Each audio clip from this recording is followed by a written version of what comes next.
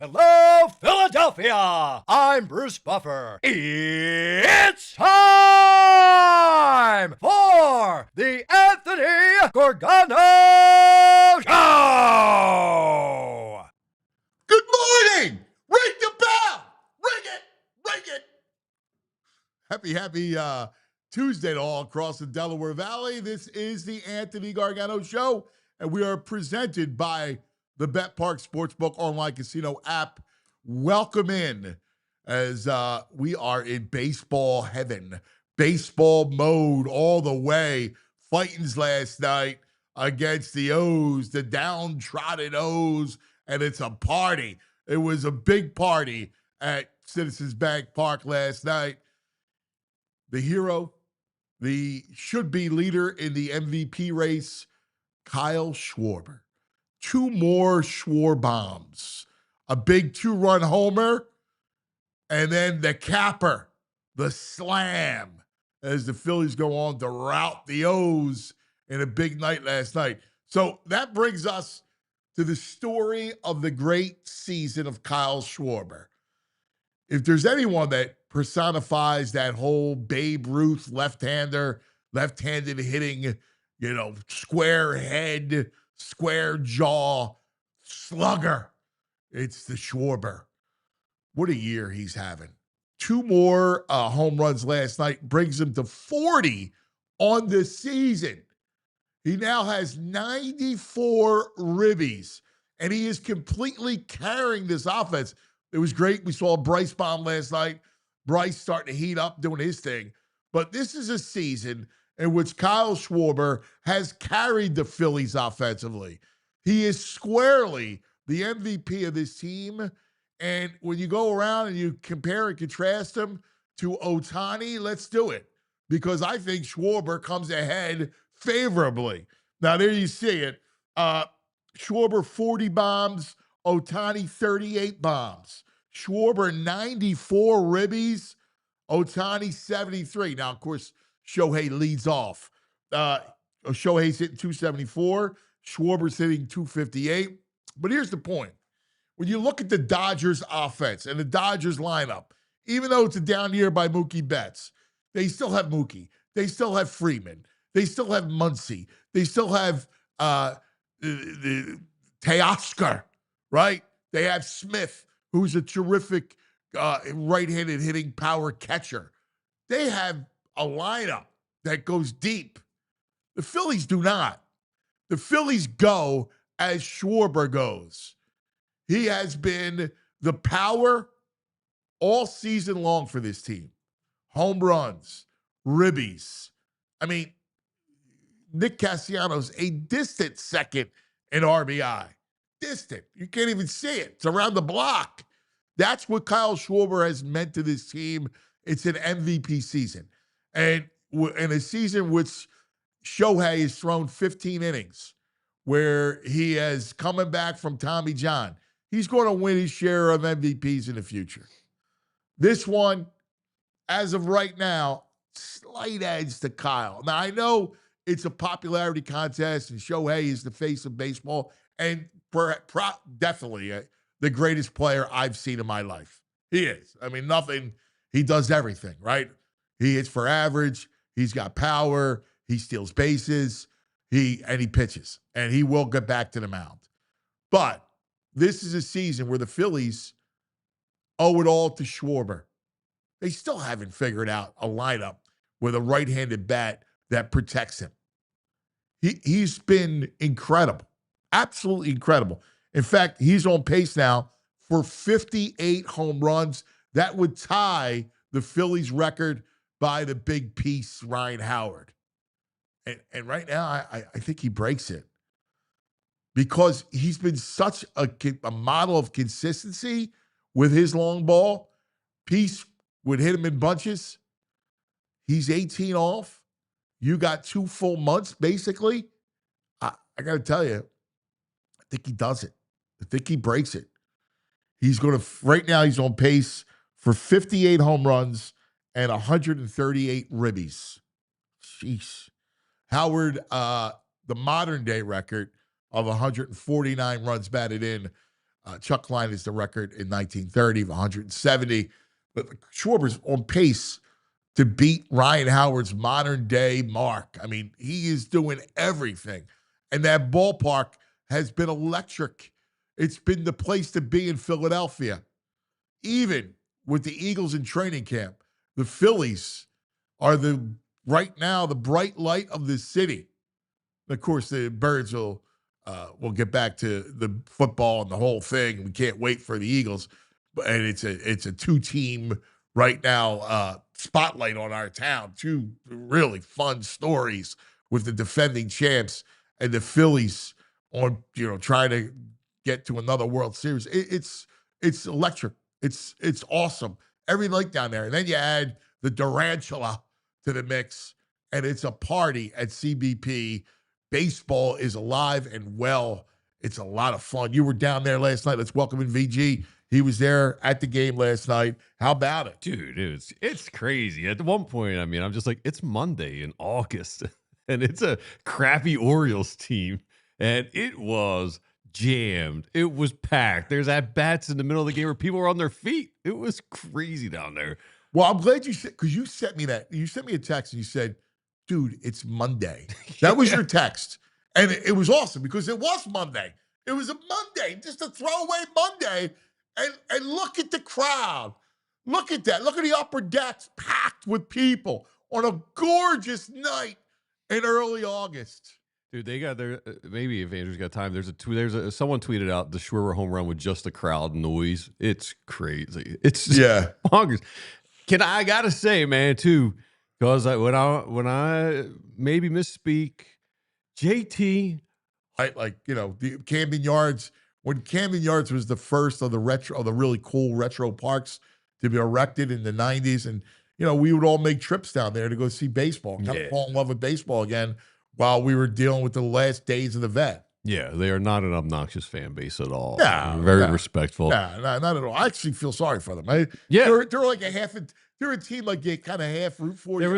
I always want them to be good. Yeah, I like the logo, but they had like a couple guys walking out and then like eighth inning when they know it's over, and they're like, "Oh, give it to us," but no one really gave it to them. It's not like Mets fans. You're a bad team. Whatever. We got pity for you. Yeah, this is not the Mets, not the Yankees. Yeah, the whole thing. Mets lose last night. I know they were down 5-0. They came all the way back. Alonso was out of his mind. Had a home run, and another big RBI double or something. Yeah. But to me, the story that I came away with today, which we need to discuss in every which way, is Schwarber, right? Contract year. It's amazing, man. Prices goes up and up and up and up and up. The highest paid DH is Giancarlo Stanton, $32 million, 32.5. So it's going to be at least $35 million a year for him, probably 40. Yeah. Yeah. I mean, I don't know why you waited this long. Why did they wait? Whatever. So like last night I got home. You know me. I like to do math. So I figured I'll crunch some numbers after the game. Who's the most efficient? Like how many home runs per at bat? So Schmitty, I think my math's right. He's got 548 home runs and 83.52 at bats, 15.24 at bats for every home run. Ryan Howard 14.9 at bats for every home run. Kyle Schwarber 12.69. Yeah, it's insane. It's insane. He's on a tear. Well, we talked about it. Schmitty and Peace they would hit him in bunches. Mm-hmm. They would go through streaks where all of a sudden the ball flies out, right? Schwarber is just methodical. It feels like every other night, right? Or 2 out of every 3 or 4 nights, he's hitting home runs. Dude, that's one that went to the second. It was like 10 rows in the second line. He hits mammoth and he gets down to the one knee. I mean, it's theatrical. His home runs are out of a baseball movie. They are, and he's the epitome of like act like you've been there before. He is so just like calm with it and watches a sale. I don't know. He's just got this demeanor where he feels like a superhero right now. Yes. When you see him that bad, like he should have a cape on. He's hulking, right? He's got the square jaw. Like he's got that, that kind of feel to it. Lefty, where he finishes down low, the bat's up high, and the ball is majestic. right? It is. No cheapies. No. Those CBP cheapies No, into the dude. flower beds No, when it comes to Schwarber. He hits them to City Hall. He doesn't. I mean, that's the beauty of it. So you're talking about MVP. Last week, I think, we had Brain on and we talked about MVP. Should we bet him? He was 75-1 at the time. He is now 6-1. Wow. He's plus 625. Wow. Ohtani back then was minus 1,600. Ohtani is now minus 835. Wow. He went from 75-1 to 8-1 in like a week and a half. Yeah. I mean, here's the thing. We made the argument last week when we were talking about like as why it's worth a flyer. Certainly it's 75-1, but why it was worth a flyer because you look at it, you look at the Dodgers lineup and you look at the Phillies lineup, and there's no one around Schwarber. You got Bryce. I'm not belittling Bryce. Bryce is a Hall of Famer, right? But the Dodgers just have a lineup that just gushes with talent. Yeah, it goes like 7 deep. At least they're all MLB players. They have they're all Rojas, there's no Betts, Marsh, Freeman, Smith. See what they did with Betts last night? Stealing our move. They gave Betts a standing ovation to try and get him Turner. They did the Turner thing. That's our move. Yeah, it is our move. Come on. Yeah, they were. Like you always go back to Seinfeld. That was the move. Yeah, it was pretty cool, man. It was Dodgers lose, Padres lose, Cubs lose. Thinking Brewers keep winning. I know. I watch every one of those teams every night. Yeah, it's so interesting. Like this is a lot of fun. Yeah. And the Phillies game was over, and I immediately went to the Mets. Yeah. Right? I was listening to it. I'm like, oh, all right. Like, and they tied it. Look at this freaking Dracula. Because Minaya did not pitch well last night. And I'm going, look at this. And then all of a sudden, they have a chance to win it in the bottom of the ninth and couldn't get it done. Big strikeout, second and third. They don't get it done. And then they lose in extras. Thank God that extra. They got the 2 runs the Guardians did in the top, or the yeah, that was key. But Blue Jays like winning like 15-1. Yeah, well, they're playing Colorado. I mean, and the American League is the American League. I'm all focused on what's going on with the NL and the 6 super teams of the NL because they're a blast, right? They're all really good, and Fightins are right in the thick of it, man. This is fun. This is a great, you know what's cool? And we talked about this yesterday about the Phillies and when they're good, man, the pressure of training camp's just fun. Yeah. Right? Like we're not all in analyzing every little thing that happens in training camp because it's useless. Right? It doesn't really mean especially anything. This year. Right. It doesn't really mean anything, right? So the birds are just fun, and we just can't wait for the start of the season. And, you got something to watch every night. The next 2 months leading into October are fun, right? Like you're counting Schwarber stats. You're watching the standings. Yep. Right? It's all live. It's the coolest thing. It's what makes baseball great when you have a team like this. And everybody's in. It's different than last year because last year, this moment happened in May. If you remember, the ballpark was magical in May. Felt like they couldn't lose then too. Right? Like they were winning a ton of games. Everybody was showing up, singing, feeling it, like the whole 9. This year, it's happening now. Yeah. Right? You were incredulous for a bit. Yeah. And now, I mean, the Duran injection of and energy. how about that Harrison Bader? Yeah. All right. How about the Bader comes in and he breaks the tie. It's 3-3 ball game. He goes yard with a 3-run bomb that started that inning. Yeah. He crushed it. He got a little swag to him going around the bases. I love the Bader. Yeah, I do. I think I'm leaning the Bader Raider. Is that it? Like the Baconator? The Bader Raider? You're not a fan of the bake? You're not a fan of the Baconator? I never really thought much about the Baconator. Baderade. Baderade? Like Gatorade. Baderade. Batorade's not bad. Gotta work some stuff. You gotta do something off a Gator.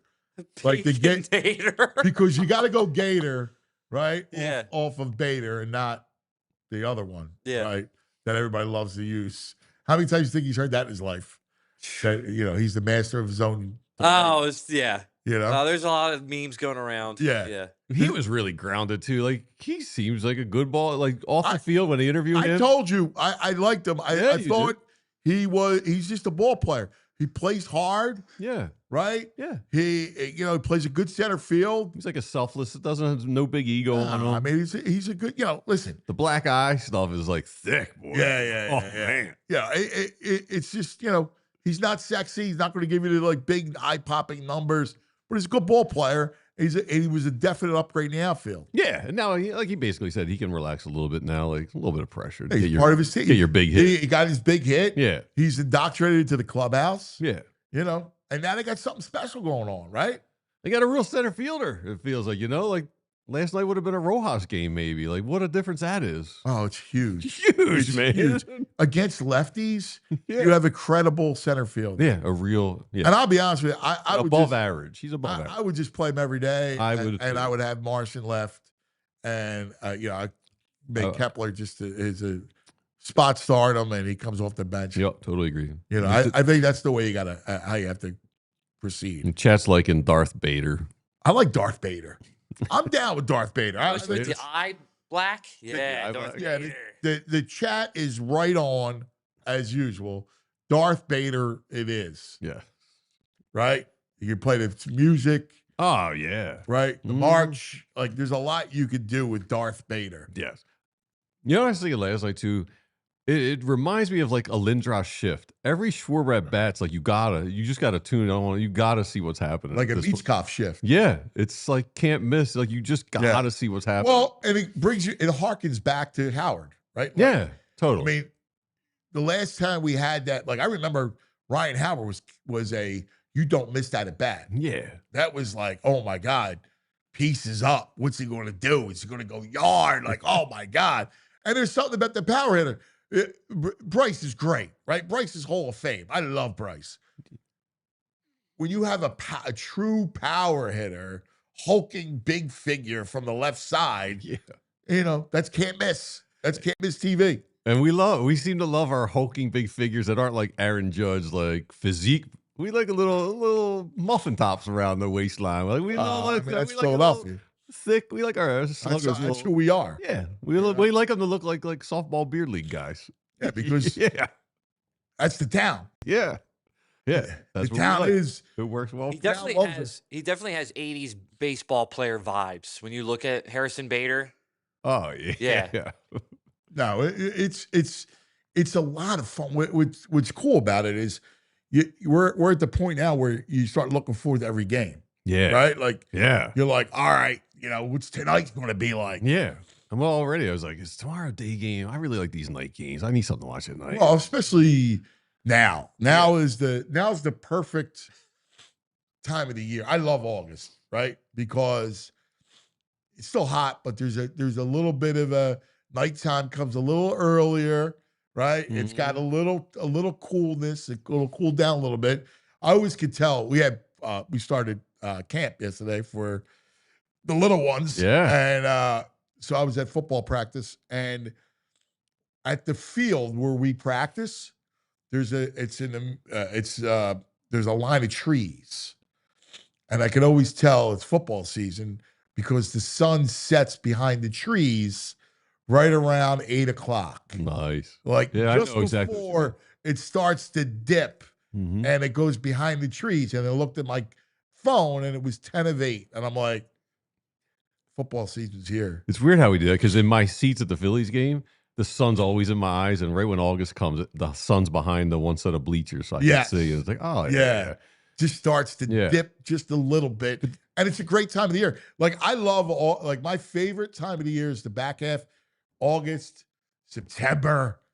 October is the greatest, and then holidays. I hated August as a kid, though. It was just a countdown to school, and you notice that it's getting darker a little. You know earlier. why it was different in my house? Because we did our summer vacation in August. Okay, so we did Wildwood. Yeah, in August, and it was usually the first 2 weeks or the second, third week. Yeah. So because that was our time, I used to look forward to August.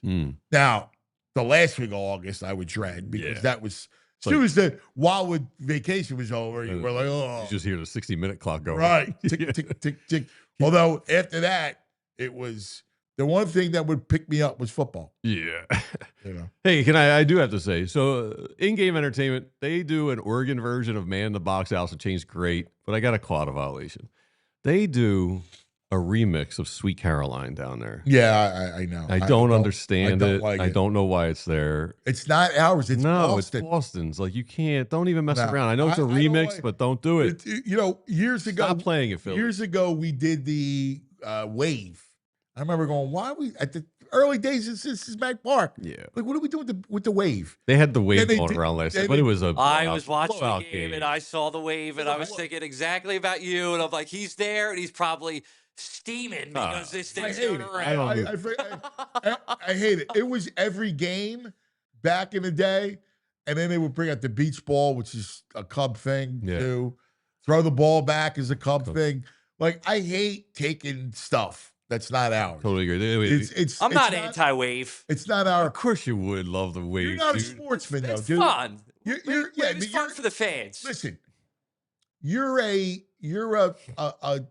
chucklehead in a good way, right? Like, you like the entertainment. You're an entertainment guy. He probably you're does a song and dance man. I don't think there's anything wrong with a Wave. I It's think terrible, Dude, he probably does a really theatrical, like, woo!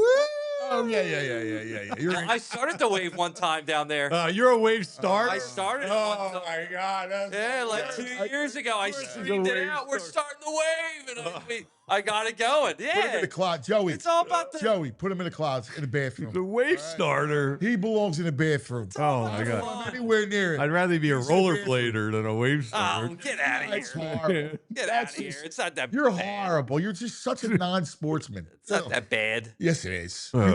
Be a sports guy. All right. He's a song and dance man. Well, it's a performance to Wave. He gets to perform. He's yeah. a showman. You're right. Exactly. He's a song and dance It's about man. him. Look at me. So- Woo! right. Yeah. Such a non-sportsman.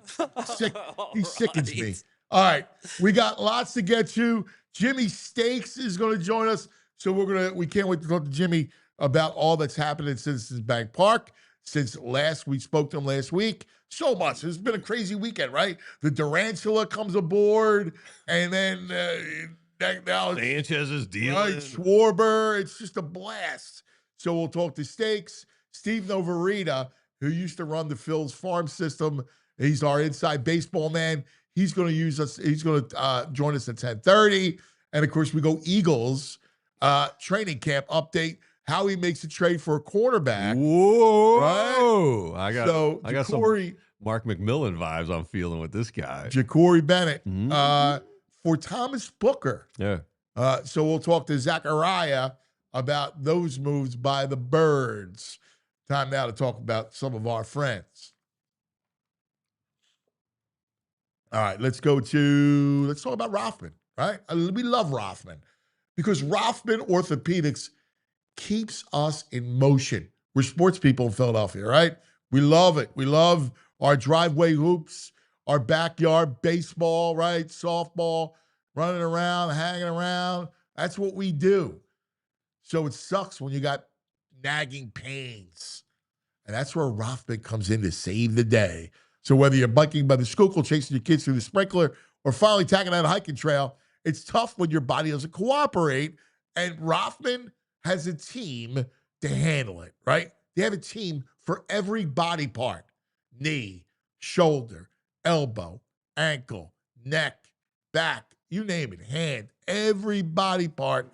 Rothman has a team to fix you up. From aches and pains after that pickup game to all the injuries flaring up during summer adventures, Rothman's team of experts will help you. Their evidence-based care, a commitment to restoring your mobility. They're going to get you back out there stronger than ever. Don't let pain put your summer on pause. Visit RothmanOrtho.com/PHLY to book your appointment today. Get back to doing what you love, pain-free. Rothman Orthopedics, getting you back to your summer game is their mission. All right, let's talk about TrueMark because, financial literacy as an adult is one of the most important things you can have. And the TrueMark knows that, and that's why they got this great green light debit card program. Summer's here, your kids are out and about, they're hanging with friends, maybe picking up that summer job, maybe they got some allowance coming in. So it's a perfect time to set them up with something that teaches them real-world money skills and gives them a little bit of freedom. And it's this green light debit card and money app. And if you're a TrueMark financial member, this program's completely free. The Greenlight account for your kids or teen, it's a simple way to help them manage their own money, whether it's from a job, allowance, birthday cash, graduations. They get their own debit card. They can set savings goals, track their spending, and learn how to budget. Learn how to budget, all while you stay in the loop from your phone. So you still are in control, but they get to learn how money really works in everyday life. So before the summer is here and gone, this is a great time and way to help your kids build that real-world smart money habit that'll stick with them long after the season's over. So head over to TrueMark.com/Greenlight and get all the details and sign up today. And don't miss the chance to set your kids up with financial success. TrueMark.com/Greenlight. Greenlight. Kelly Body, CEO of TrueMark. She's a crazy Phillies Eagles fan. She's going nuts right now. All right. Joining us, one of the, I think he's Cooperstown bound at some point. Doesn't get better than when talking baseball than our man Jimmy Steaks. Give me a steak, give me a steak. Oh, let's talk some baseball with Jimmy Steaks. I got to get you some better pictures. Yeah. No, they work though. They are good. We're not replacing that wrap. No, that chicken salad wrap is here to stay. Yeah. Steaks, let's talk about it, man. It's fun times. This weekend was a blast with the Durantula. And last night, it was all about Schwarber. Boy. You had Harrison Bader, but this is Schwarber, an MVP chase. It's a blast down there, buddy. No question. The place to be. The stadium is, if it's not sold out, it's within 1,000. It's 40,000 plus every night. It's like that Ryan Howard, Chase Utley, Jimmy Rollins era, really, in terms of excitement. That team won. There's a lot of anticipation for this team to win. And it's exciting. Hey, in all sports, we love power, right? And Kyle Schwarber's putting on a power display, leading the majors now in RBIs. Got 40 home runs. Grand slam last night. Couldn't happen to a better guy. He's just a great team player, always spreads the credit around.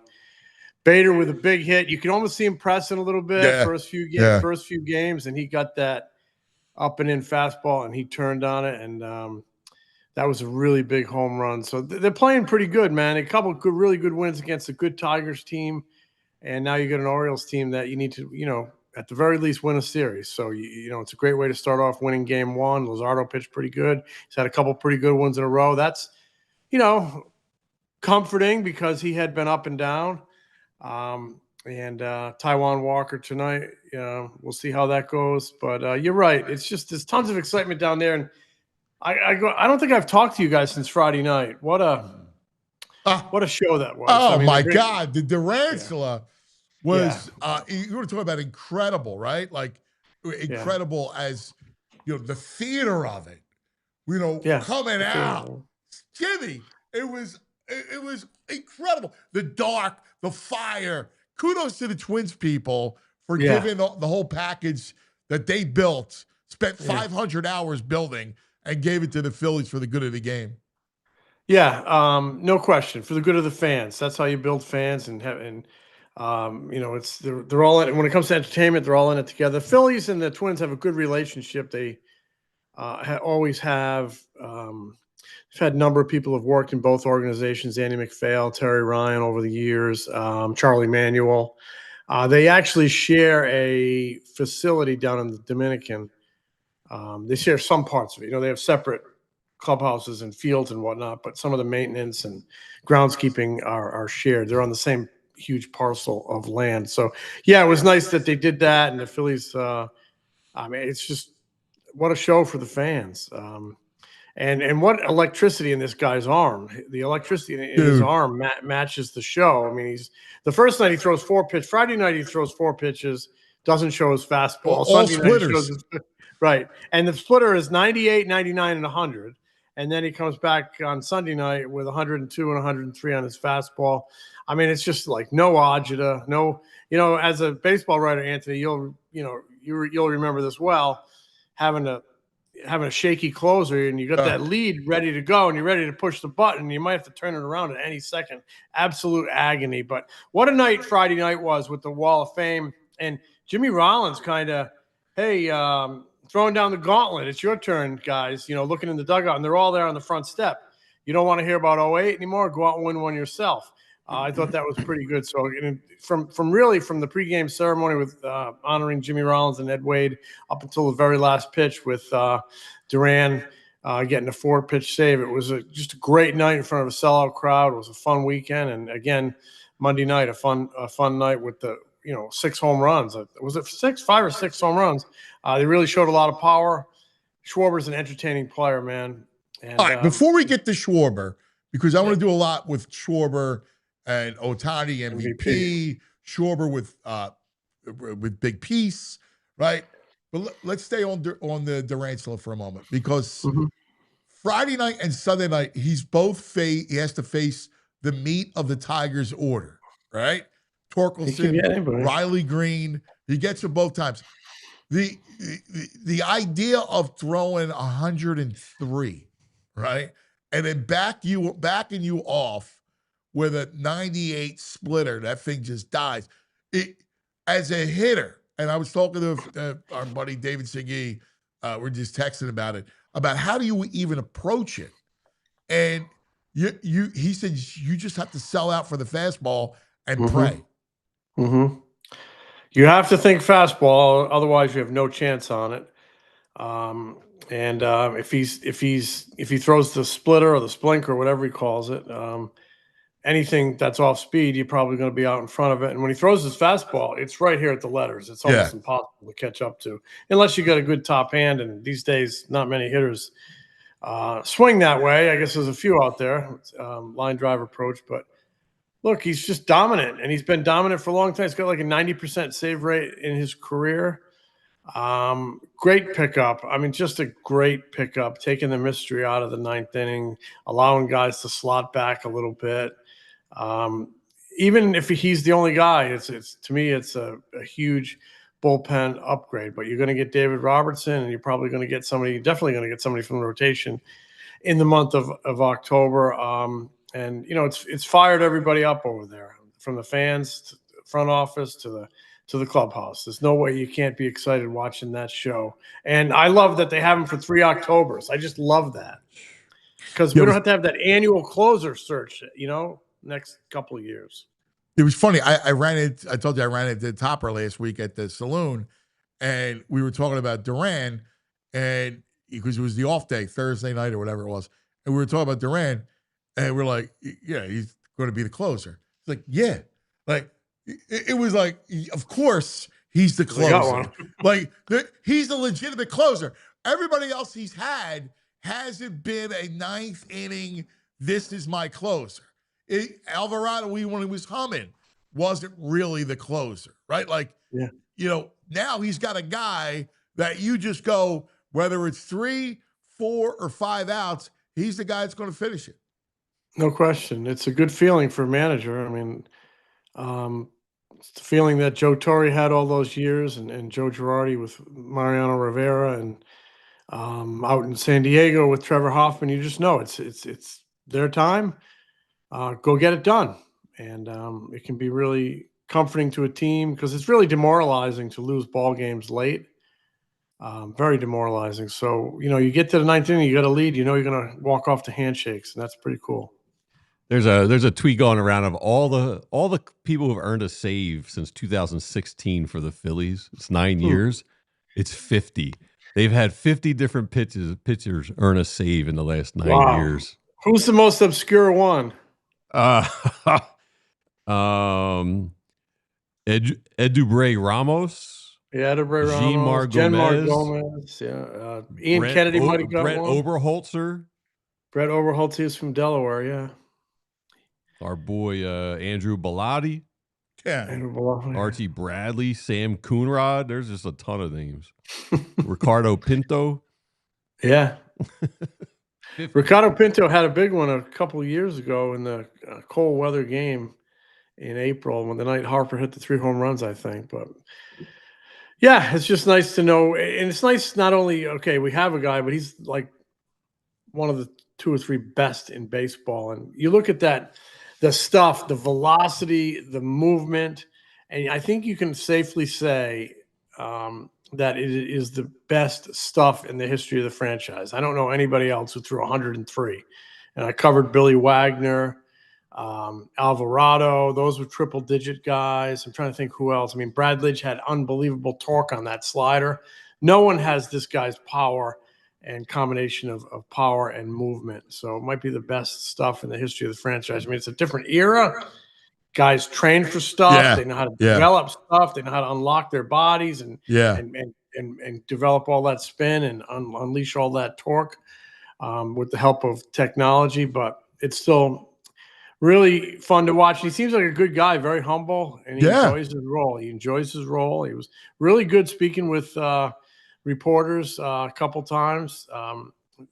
Very grateful to be here. Very grateful that Topper gave him his number. Little things like that mean something to guys. So and I can see it. And Harper's excited to have him. Schwarber's excited to have him. Everybody's excited to have him. It was funny. I texted with Brad Lidge yesterday because I was trying to get Brad on just to match the closer to closer. It's finally a story. Phillies finally have a closer, first one really since Brad. He goes, dude, I just got off a plane. I was in Italy for the last couple months in central Italy on an excavation. Yeah. He's an archaeologist. That dude's fastball is better than mine. Better than everybody's. Everybody's. Yeah. I mean, maybe is. Mason Miller, maybe Jordan Hicks a few years ago, but it is it's big. So let's go to Schwarber. All right. What a season it's been. The numbers are eye-popping. So let's compare Schwarber before we get to the MVP. Let's compare Schwarber and the incredible season that Peace had. 58 home runs, 149 ribbies. You were down there. You covered that. Yeah, I mean, Ryan Howard had more than one great season. His last 6 healthy seasons, ending in 11, the night he blew out, he averaged 44 and 133. That's a lot of good seasons. I know he had that 58 home run season. It's very similar, very similar. Schwarber's swing is shorter, but Howard, both have huge power. Both are fun to watch. You don't want to miss either one of their at-bats. If you have to go to the bathroom, you hold it when they're up. You don't go. And so you're watching something special in Schwarber, and he's on this. It just feels like sometimes you can, when you get to like early August, you can feel when a guy's having that type of season, that type of MVP season, and it feels like he's having one. And they go on this stretch drive run to lock it down, and it helps your team.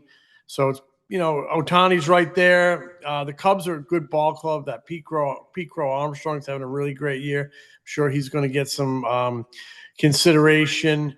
But if you look at the season Schwarber had, I say if he continues this, he's going to be. It's going to be tough to deny him. Well, and here's the thing. Obviously, Ohtani's great, right? But this is the year in which he's coming off Tommy John. He's thrown 15 innings, and the thing with Ohtani is that he's got a lineup that is, even with Betts struggling, he's still Mookie Betts, Freddie Freeman. He's got Smith who can hit, Teoscar who can hit, Muncy who can hit. Like, that Dodger lineup is a long, deep lineup compared to the Phillies, who you got Bryce and Turner, and really Schwarber's had to carry all the run production load. Yeah, it's going to be a fascinating vote, and it's not decided yet. There's 50 games to go, something like that. The fight is only just beginning. I know when I voted for MVPs, I always put a lot of stock in the finish. Yeah. Especially for a contending team, almost like when the NCAA basketball committee gets together. They're like those hot teams. I used to love a guy over the final 6 weeks who really made a difference, and I would always lean toward those guys. So I think it's still up for grabs. But yeah, that's the I money don't know. time. Yeah, right, exactly. I'm kind of one of those guys who believes in the middle name of the award, valuable. Yeah. So I kind of frame it around contending teams. Who lifts a contending team? To me, it's not just the guy who amasses the best numbers, but there are some people who have different opinions than me. But to me, it's not necessarily the player of the year. It's the most valuable player, the guy that lifts everybody with him. And Schwarber certainly has that quality. Ohtani has that quality. Crow Armstrong has that quality. It's going to be a fascinating vote. But the fact that it's coming in a walk year for Kyle Schwarber, wow. They're gonna, I know they want to retain him, and this is just more reason they need to retain him. He's a difference maker. The fans love him.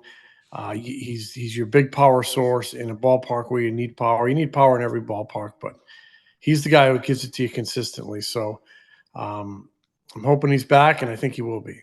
Why do you think they didn't get ahead of it?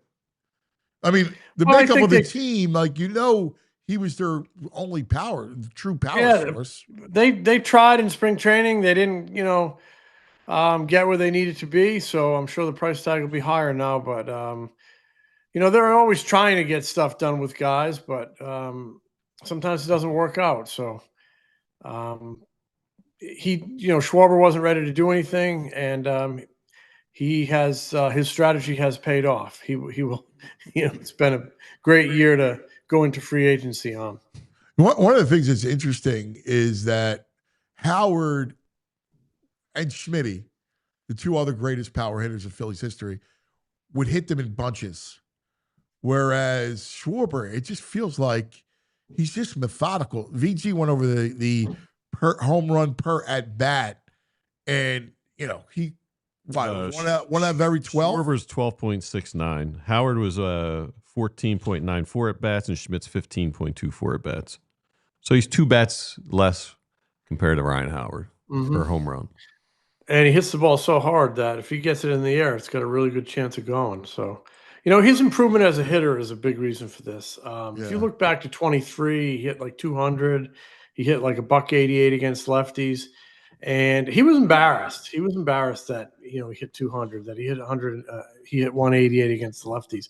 And he vowed to take a different approach, not to try to pull everything, to try to use the middle of the field, to try to be a line drive hitter, to try to just simply be a better hitter. He prioritized contact. And when you're that strong, you have that beautiful of a swing, if you prioritize contact and you make good contact and it has a teeny bit of launch to it, it goes over the wall. So he has made a hell of an improvement as a hitter if you look at the numbers, especially against left-handers.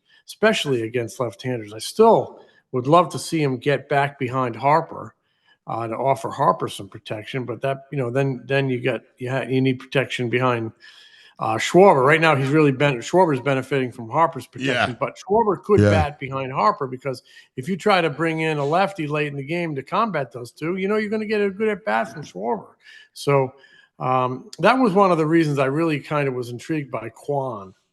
And he didn't move, and I'm sure the price was just crazy. So the fact that he didn't move tells you a lot. But if you could go Quan at the top, followed by Turner, Harper, Schwarber. I mean, you could get Schwarber there and still have an on-base guy up top in Quan.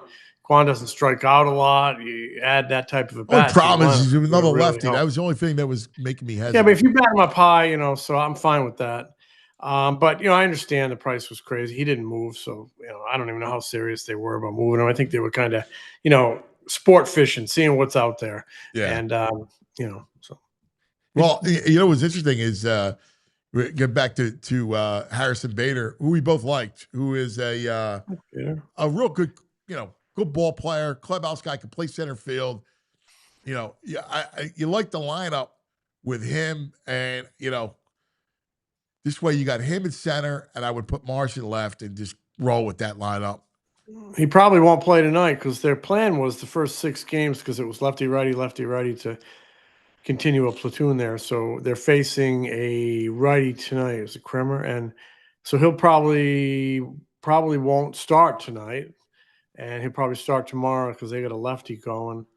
And then, after that, I could see him getting more regular time and probably center field, because he's a good center fielder, maybe center or left, but maybe I like him at center.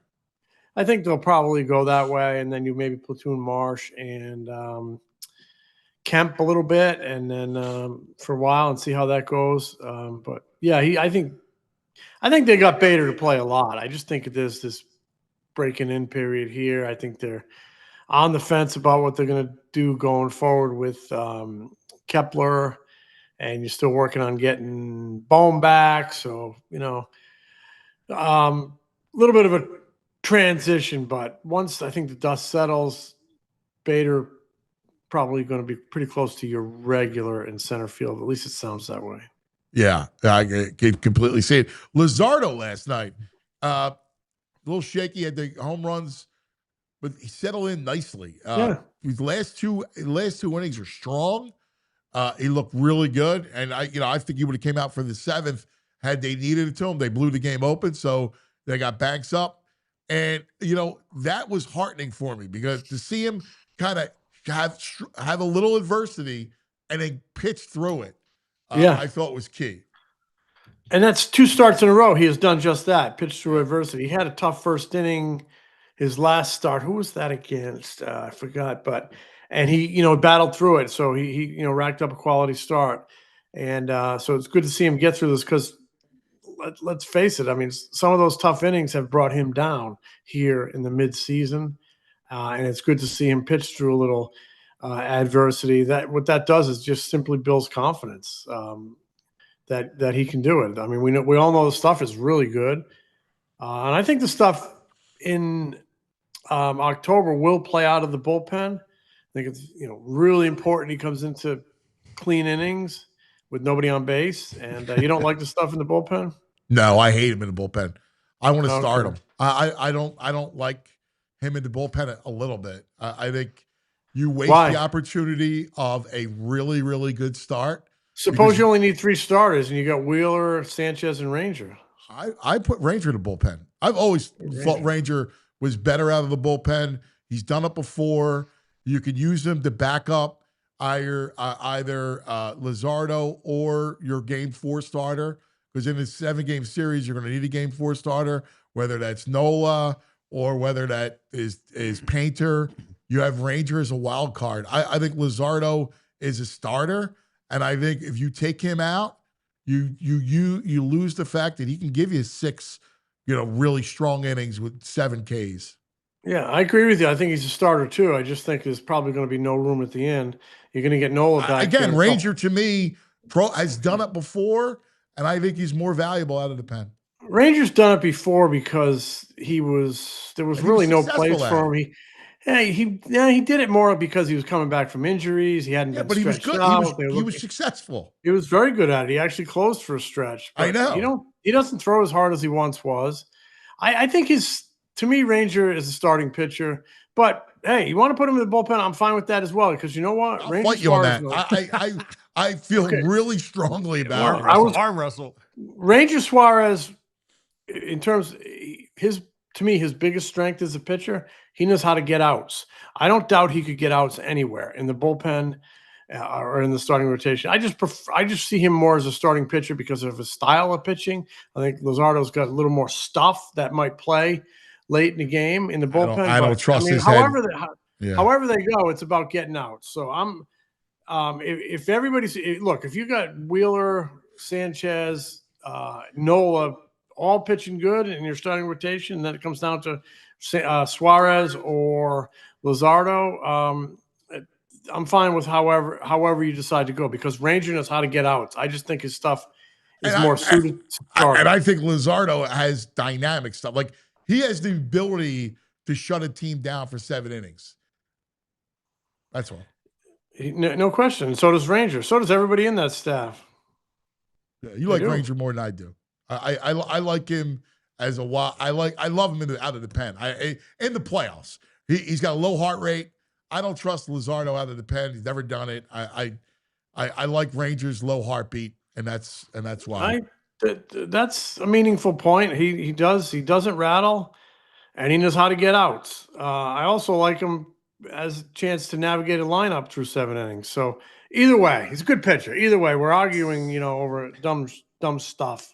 It's not dumb. It's fun. It's actually interesting. I think it's actually fun and it's strategic. I think it's the beauty of baseball is that when you're looking at the playoff rotation, how do you deploy your assets, especially with a bullpen that's now top heavy, right? Like you're great with Duran, so you got, and then you're good with Strom and Kerkering as your 7th, 8th guy. So it's that in between that you go, all right, like that's where I think your rotation will help you. I think it's going to come down to, do you want firepower or finesse in that decision between those two left-handers? And I think there's merit to both ways. And Ranger's biggest strength is I think we complicate the game a lot. Ranger knows how to get outs. That's a big strength, and that's valuable innings 1 through 7, also valuable at the back end. So we'll see. He won't give it up. No, at least we've moved off. Sanchez is not coming out of the bullpen, right? No. He's your number 2 starting game 2, and he's going to, 2-hit somebody. I saw a stat. His changeup is the only pitch thrown in Major League Baseball over 500 times with an OPS below 400. I will say this: if you had like this, if you had a crazy good rotation, and they do have a good rotation, but if you have a rotation where 1 through 6 or 1 through 5 was just like they're all awesome, Sanchez's stuff would play awesome in the bullpen. No, you said that early. We had this conversation. I said that if everybody was pitching great, was pitching great. Yeah. If everybody's pitching great, that stuff would play out of the bullpen. That's still the case. But not everybody is pitching great. And the cream has risen. He needs to be in that rotation behind Wheeler. So Wheeler is going to go out and, probably win game 1, 1-0. And then Sanchez will blow somebody's doors in game 2. I agree. I thought I thought what you said had a lot of merit to it 2 months ago. And I think you're right then. I think you're right now with, what we've seen from Sanchez. Sanchez is amazing, man. Dude, you watch him and you just go, you have supreme confidence. He's dominant and overpowering hitters. And the beauty is you got Wheeler from the right side and him from the left side as your 1-2. That's tough on a lineup. Are you kidding? How many times have we seen it in postseasons? Great 1-2 punches. Yeah. Seen it time and time again, and they got one.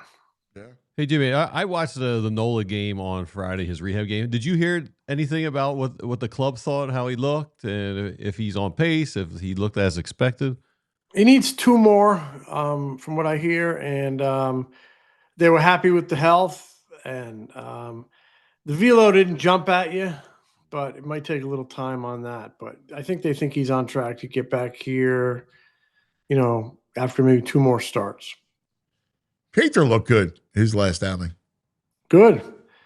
To me, it's time that he start dominating that level and get here. But he's coming back from a tough injury. It takes time, and we see it with a lot of guys out there. It takes time, and he's young, and your rotation has been solid enough that you don't have to put the pressure on him. Jimmy, this is awesome. It's a beautiful time in Philadelphia. August is going to be fun, and September even more fun, and that'll lead into October baseball, baby. It is a great time of the year, and you got a fun team. You got a really fun team, and that's a fun ballpark, and keep enjoying it.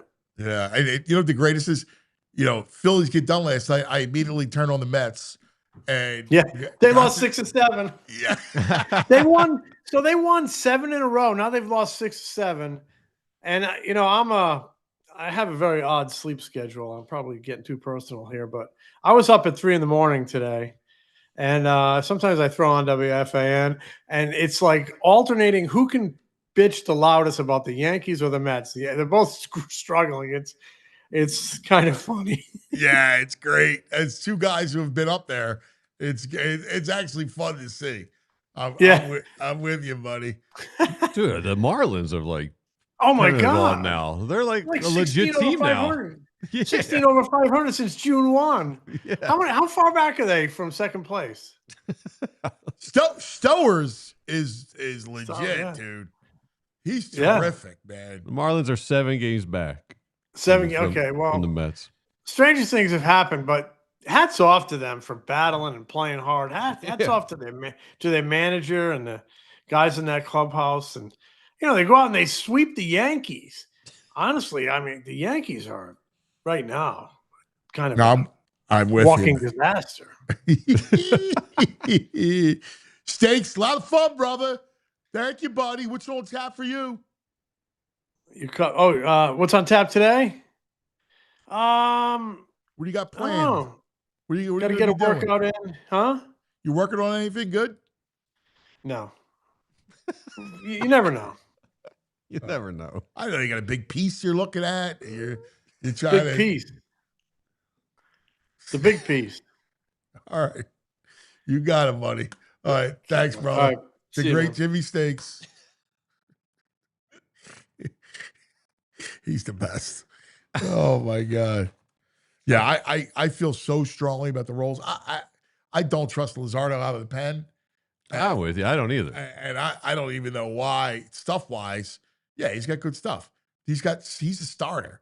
And the fact that I've seen Ranger do it, I don't even think it's an argument. He's had too much stuff going on in his head this whole year. You don't need him coming out of the pen for the first time. Right. Yeah, no. In a 3-3 game? Yeah, no. What are you kidding me? No way. I don't even understand it. No. All right. Let's get to some of our friends. Let's talk about the Bet Park Sportsbook online casino app. We said last night to lay it. You said -3. Right? Yeah. -3 and Luzardo over 6.5. Yep. They paid $3.90. Yes, it did. All right. Tonight. Phils today are -141. Taiwan. Against Kremer. Kremer's not terrible. Dude, Taiwan's got a lower ERA than the Lizard. It's 3.82. Taiwan is giving you all you can ask out of him this year. I agree. It feels like every start he dances through raindrops. He does. Yeah. Like he may you get a keep quiet... waiting. Like he'll give up a 500-foot home run and then give you 2. Yeah, lock it down for a couple. Yeah. 141 seems light, no? Well, I mean, it's Taiwan. I know, but still, like, His over under strikeouts 4.5. I wouldn't go near that. Why, you like that? I don't know, man. Really? I don't know. The team's feeling themselves right now. Listen, they're hot. Yeah. So, I mean, I think they win. But to me, it's got to be a slugfest. What's the over under? 9? Hold on. I just went into the combos. It's got to be somewhere close to that. Over under is 10. Yeah. 10. That's a lot of runs. A lot of Phillies runs. Yeah. Let me see what the combo is here. But they have it all, man. The Bet Park Sportsbook online casino app. You want to go build an SGP with Schwarber total bases or home runs or hits, or with Bryce, a back-to-back Bryce Schwarber? You got it all there, right on the app. And they have everything. A lot of fun. Don't forget football futures. Football around the corner, baby. We're going to be talking to Zachariah coming up. But birds, all kinds of fun stuff. Total wins, you name it, they got it. And all the casino games. Have some fun. Live dealer blackjack, roulette, craps, you name it, they got it. Including all the slots, your favorite slots. What are you playing? I played Cleopatra last night. Cleopatra. It's a classic. I like her voice. Oh, yeah? Something comes up. Twice is nice. She gives you. Oh, yeah? Yeah. They got a good AI computer voice on there. Twice is nice. Check out the Bet Park Sportsbook online casino app. It's so much fun. New customers get up to $1,000 casino bonus back if you're down the first 24 hours. BetParks.com has all the details. Got to be 21, PA, New Jersey, Michigan, Maryland, Ohio. Gambling problem? Call 1-800-GAMBLER. Now, a word from us about our friends at Pico. Anthony Gargano, PHLY, DG. My brother, you look hot. Dude. I mean, I feel kind of hot too, to be honest with you. Dude, my house is like a sauna meets a steam room. It's insane. This heat's unbearable. Well, look, this Philly heat is no joke. It's summertime, man. Dude, if I could tell you, I stood with my head in a freezer for 10 minutes before I left the house today. Disaster. Brother, just turn on the AC. How come you just don't turn on your air conditioner? Trying to save some cash, man. Save the world. Save the climate. Go green. All that stuff. Listen, I feel you. Do yourself a favor. I got your answer. All right. Like, do it solid. Check out Pico's energy saving rebates. All right. They've got deals on Energy Star cooling equipment that actually work and cut your bills. So you're telling me no more freezer head? No, not unless you want to look like a freezer head. No. This is great news. I'm serious. You're good, man. Trust me. Just head to pico.com/ways to save. They got tips for everything. Heating, cooling, lighting, you name it. It's Pico. We love Pico. I'm in. All right. Welcome back. Now, time to talk some birds. Howie made a trade yesterday. I'm very intrigued by this trade. Yes. To the answers to all that, let's go to our man from the all PHLY Bird Show, Zach Berman. Zachariah. Hey, good morning. Always good talking to you guys. Oh, Zachariah, looking behind you, over your shoulder. There you go. You see them stretching back there. Yep. I love it. Keep the head on the swivel. Don't get hit today. Yeah. That's why I'm under the tent today, right? Nice. So let's get right to it. There was a move. Howie made a move yesterday, grabbing a cornerback, Jakorian Bennett. Make some sense of it. Yeah. I like the move. Okay. Bennett's someone who the Eagles looked at coming out of Maryland. He was a 4th round pick, actually right before Keely Ringo.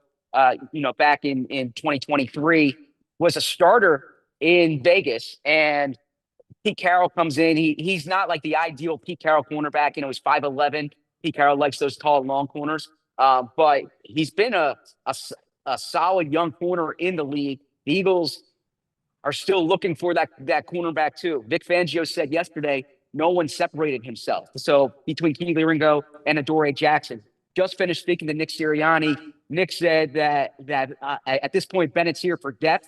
They need to catch him up. It wouldn't surprise me if he pushes his way into that cornerback 2 conversation, or if nothing else, provides you with starting experience as an outside guy.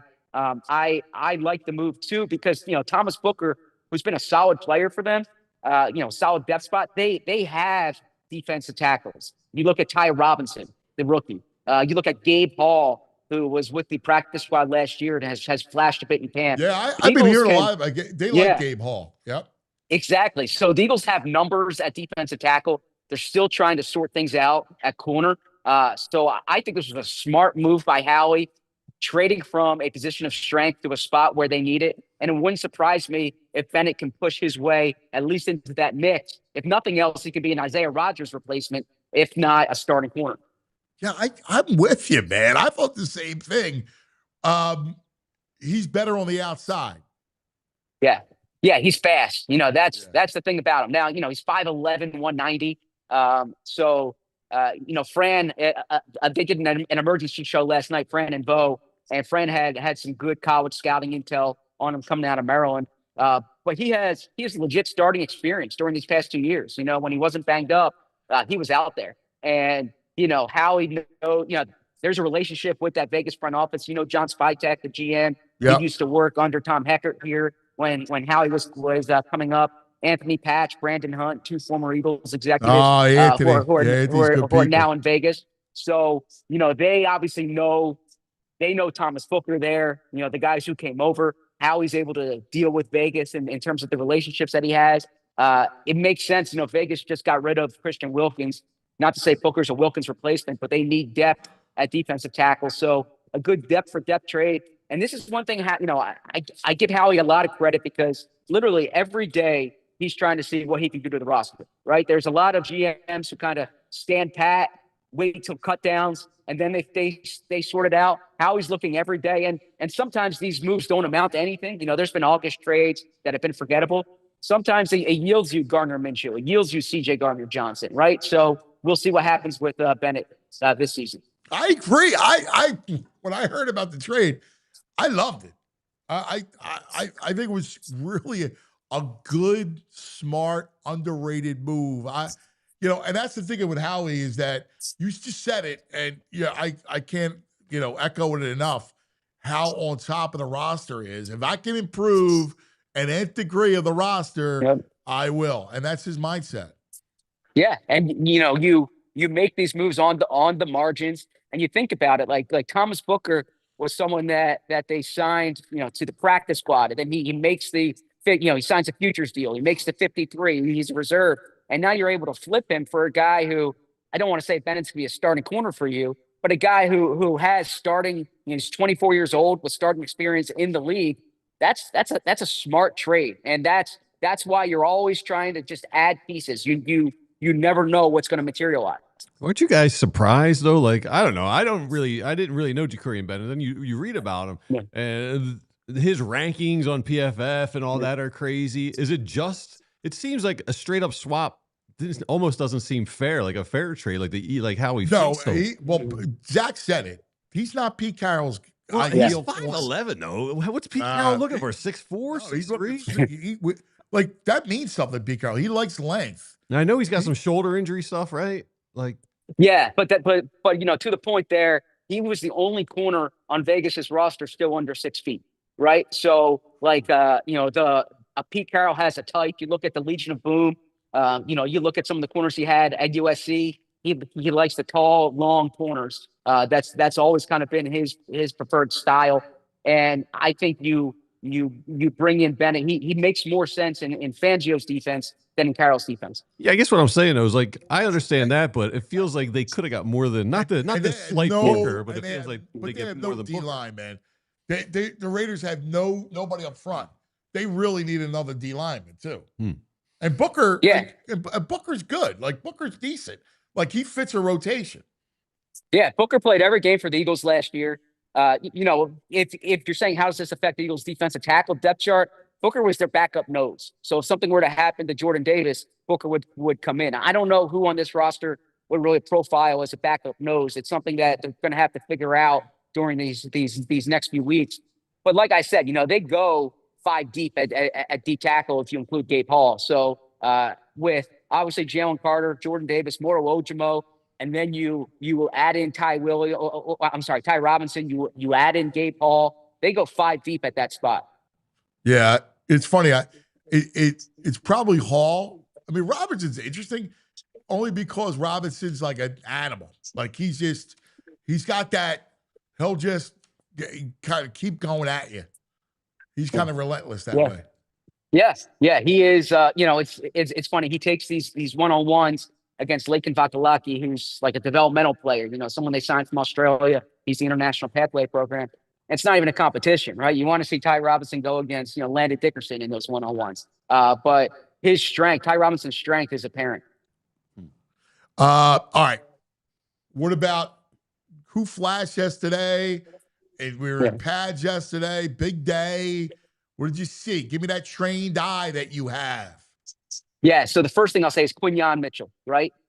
He was terrific in practice yesterday. He's been a lockdown. He's been a lockdown corner. He's the only one who can lock down AJ and Javonte. We saw it in the one-on-ones, but then the thing that I'll point out is he had his second interception in camp yesterday, and it was the type of play. We can't see the replay. That's kind of the problem with practice. But he peeled off coverage. He makes a play on the ball. Good instincts. Makes the catch. He's been working behind the scenes on his ball skills. This is something his teammates have been ripping on him for a year about his ball skills. And so he's doing this drill where he's catching, red, yellow, blue balls. He has to identify them, and it kind of helps with your hand-eye coordination. And it's apparent. He had 2 picks this camp when his first interception last year didn't come until the postseason. So that's one thing that stood out. The other thing I'll say too yesterday. Real quick. Yes.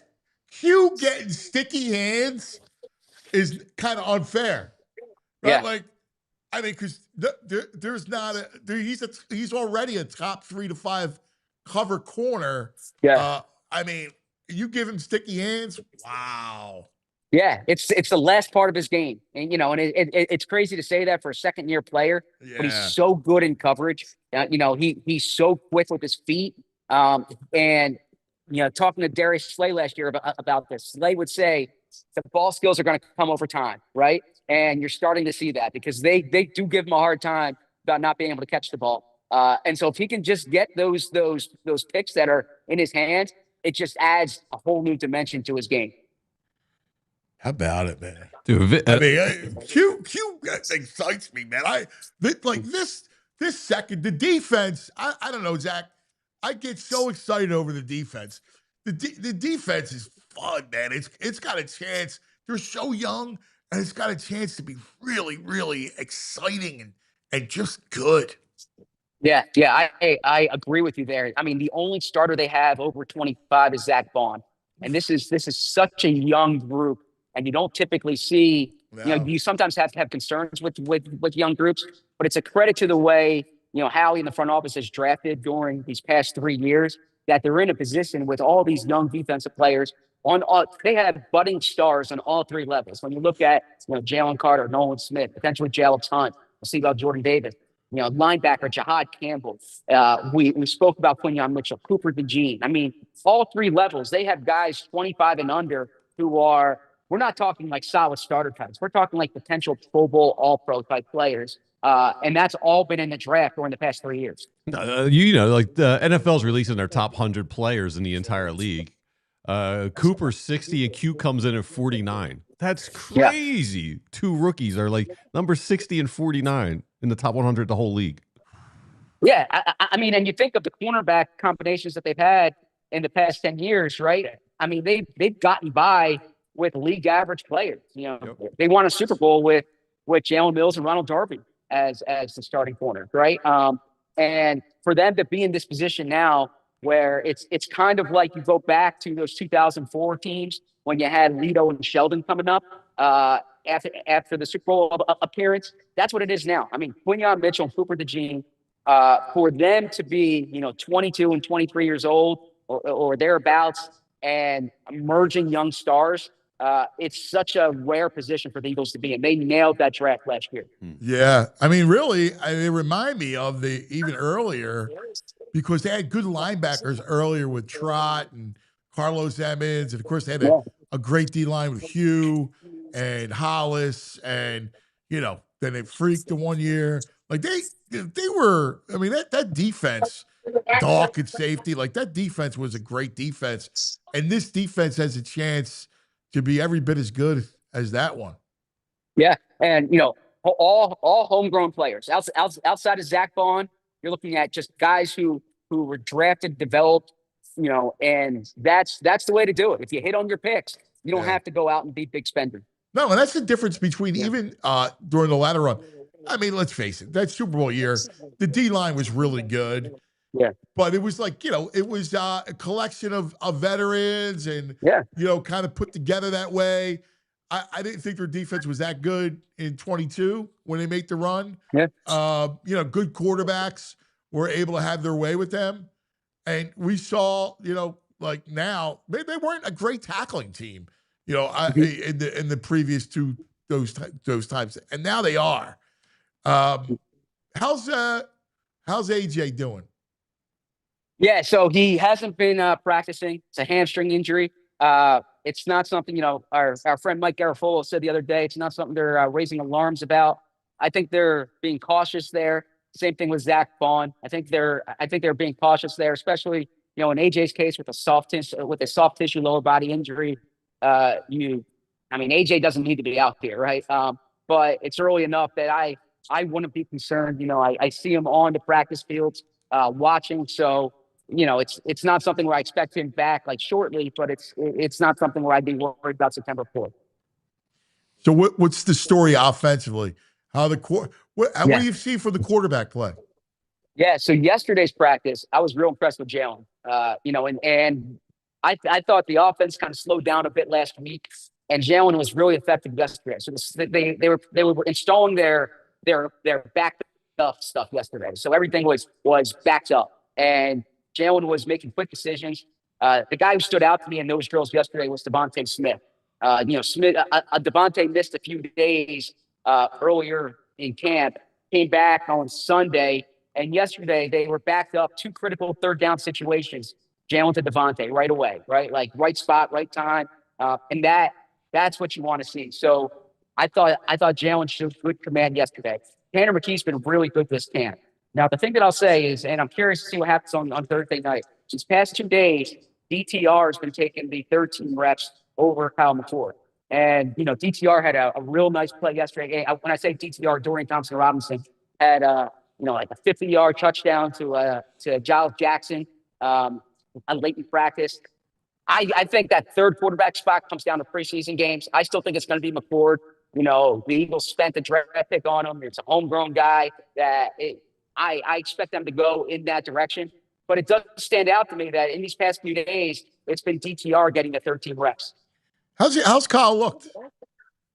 He's really been sticking to development periods, and he throws a good ball, but his working team drills have been fairly limited so far this summer. Yeah. Yeah. I mean, I got to believe that that's kind of what their plan is, though, to kind of groom him the way they groomed Tanner. Yeah, I agree. This isn't like, they took Clayton Thorson in the 5th round in 2019, and you could tell early on in camp that he just didn't have it. That's not the case here. But I think this is really going to be, the second half of these preseason games. It's going to be a lot of McCord and DTR. And, as long as McCord shoots par, I would expect him to be the third string quarterback. I saw a thing where they had Saquon and Shipley on the field together. Yeah, they've shown some of that. It hasn't been too common. I know that's Shipley why it stood out to me. Yeah. That I heard that they were on the field together a couple times. Yeah. Yeah. And that running back 2 competition is still going on, with Shipley and AJ Dillon, because AJ Dillon's getting some work with the ones as well. But yeah, Shipley is someone he's been catching the ball well. He had a nice touchdown in Sunday's practice, on a wheel route down the right sideline. I think he beat Jihad Campbell on that one. And so he is used in the passing game. And, they are trying to figure out, who that 5th skill player is going to be on the field. I think Jahan Dotson's come on well during this past few days. You're going to see them in 11 personnel, obviously most of the time. But they can play some 21. They can play some 12. So there's some different options they have there. Well, listen, it makes sense, right? That, situationally, that you got your big back, you have Saquon, and then you get your bigger back. So I think that kind of plays it out. What's up with the tight end spot? Like, obviously, Goddard, how's he looked? And then, any third tight end stood out to you at all? Yeah, Goddard's looked good this summer. He's been a high-volume player. And, and part of that is Devontae and AJ have missed some time. But the ball finds Goddard quite a bit in his practices. So no issue there. Number 2 has been Grant Calcaterra. The third tight end spot, that's wide open. I think these past 2 days, Kylan Branson has made some plays. I'm still expecting Harrison. Yeah, I'm still expecting Harrison Bryant to be the third tight end this year. But I don't think anyone's really kind of taken a big leap there. Although I would say Branson these past 2 days has made some nice catches. Yeah, Bryant came from Cleveland, Branson from Indianapolis. Bryant came up in Cleveland. He was with Vegas last year, and then they drafted Brock Bowers. And between Bowers and Michael Mayer, he kind of didn't have the opportunity expected. Any wide receiver depth? I mean, again, what's happening there? Yeah, so the name we've talked about a few times on the show, Elijah Cooks. He's probably been their 4th best wide receiver this summer, after AJ, Devontae, and Jahan Dotson. Cooks played 2 years in Jacksonville, has some, he has good size. I spoke to Kevin Patullo about him the other day, and Patullo said that's the first thing they knew is, his legit size. He's a former basketball player. You can see that background when he's on the field. Johnny Wilson is getting work with the ones. Nick Sirianni was just kind of praising Johnny Wilson for being a key special teams player for them last year. Anaya Smith's been mixing in with the ones. He's having a better summer this year than last year. If he's not returning, though, I kind of wonder what that role is going to be for him. But I don't think there's really a clear, all right, this guy needs to be your number 4. This guy needs to be your number 5. I expect Johnny Wilson to be on the team.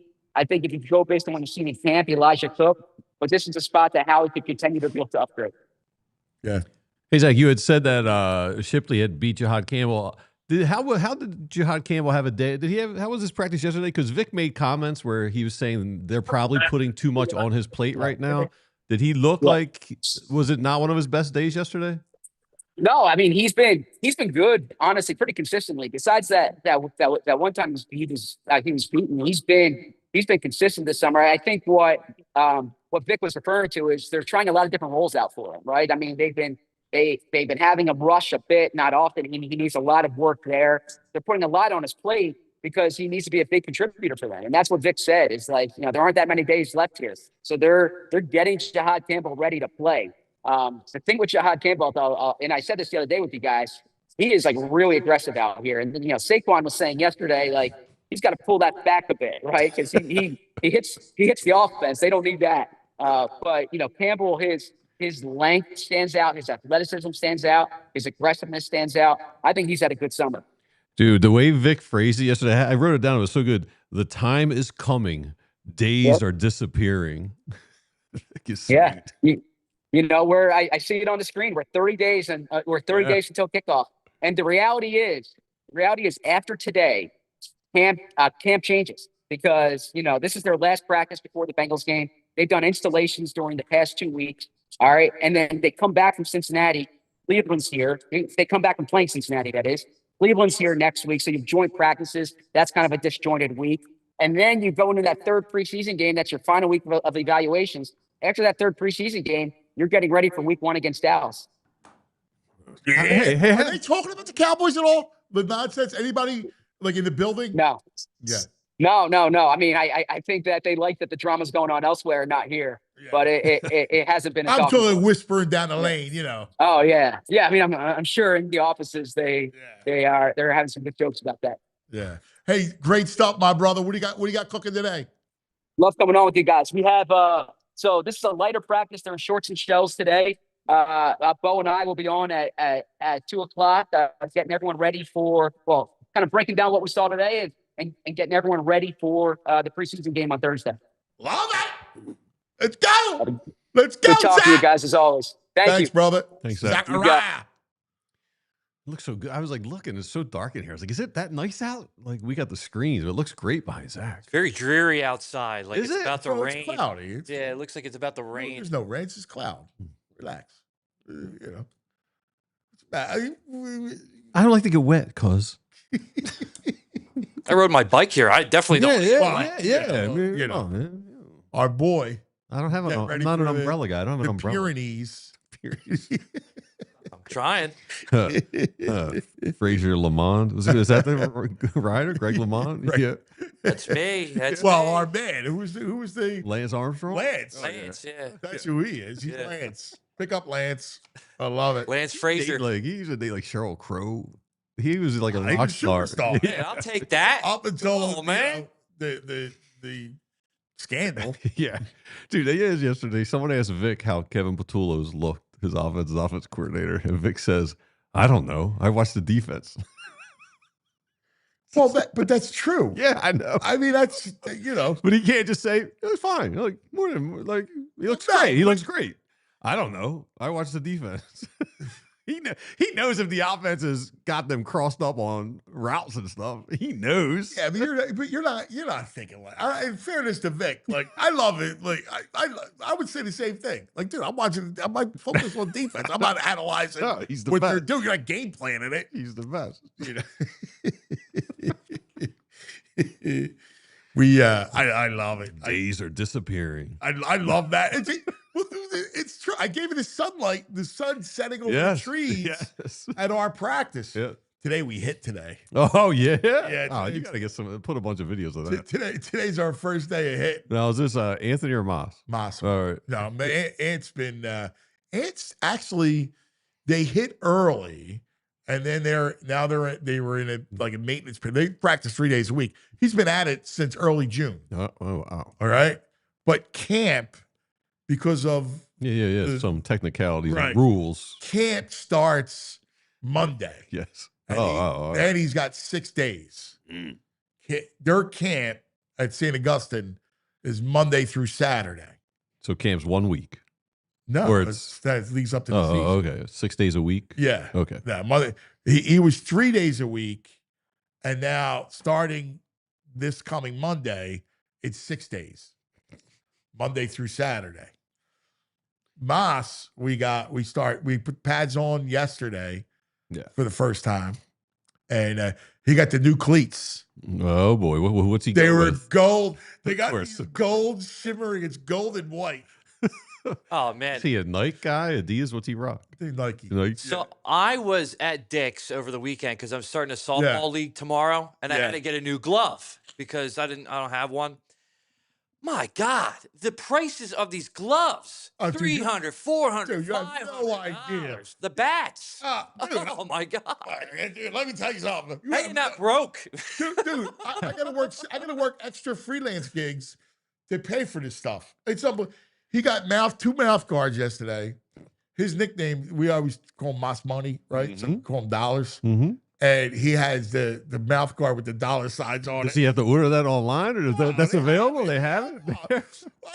Back when we played, you had the mouth guard. It's just a plain white clear thing. Nah, now you got all kinds. He's got crazy. 2 different. You still gotta boil it, stick it in your mouth to get it yes. molded. I was there with my brother, and he played ball his entire life. And he's like, oh, my God. He's like, when I was playing, he's like, we had nothing like this. Now you have every color under the sun, design. Dude, it's the greatest. Yeah. It's unbelievable. Dude, are the gloves broken in at this point? No, you got to break You it still in got to yourself. break them in. No, you got to break it. You in. leather it. You leather it up, put it on your There's no technology right now. They just give you broken in gloves. Oil, wrap it. Yeah. Mine's all wrapped up under my bed right now. They're sleeping on it under your pillow. Yep.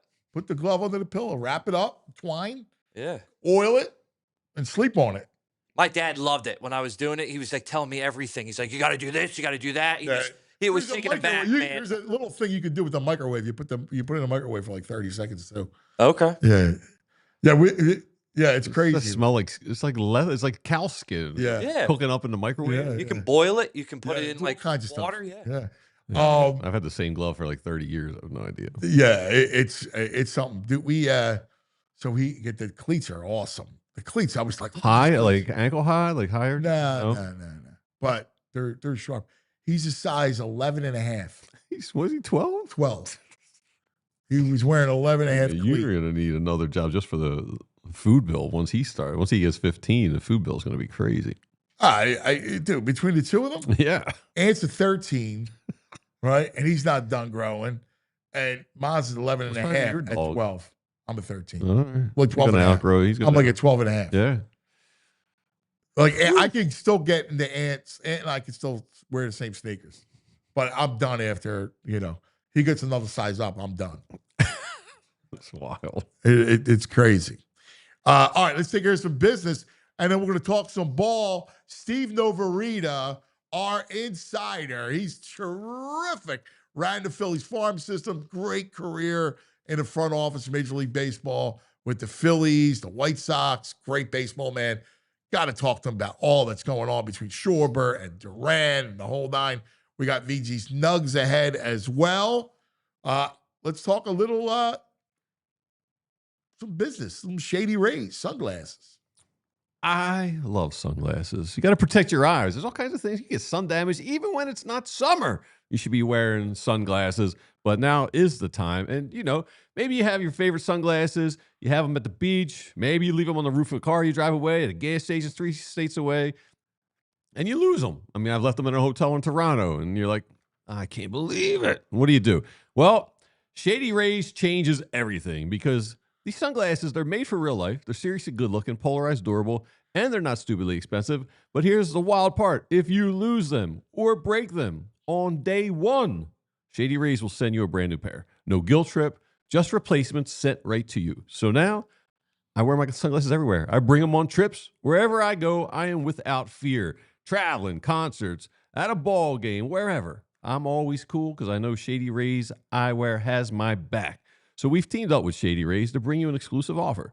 Head over to shadyrays.com and use the code PHLY for 35% off polarized sunglasses. 35% off polarized sunglasses is a legit deal. So shadyrays.com and try for yourself the shades rated 5 stars by over 300,000 satisfied customers. All right, now let's do it. Let's talk about Parks Casino, the mecca of entertainment. Street Road, Ben Salem. Man, minutes from everywhere, right? There's a whole entertainment complex, Parks Casino, right in Ben Salem. You got all the great acts, music, comedy, MMA, right there, the Excite Center, real intimate setting. You got all the wonderful restaurants, the Parks Grill Steakhouse. What a big filet.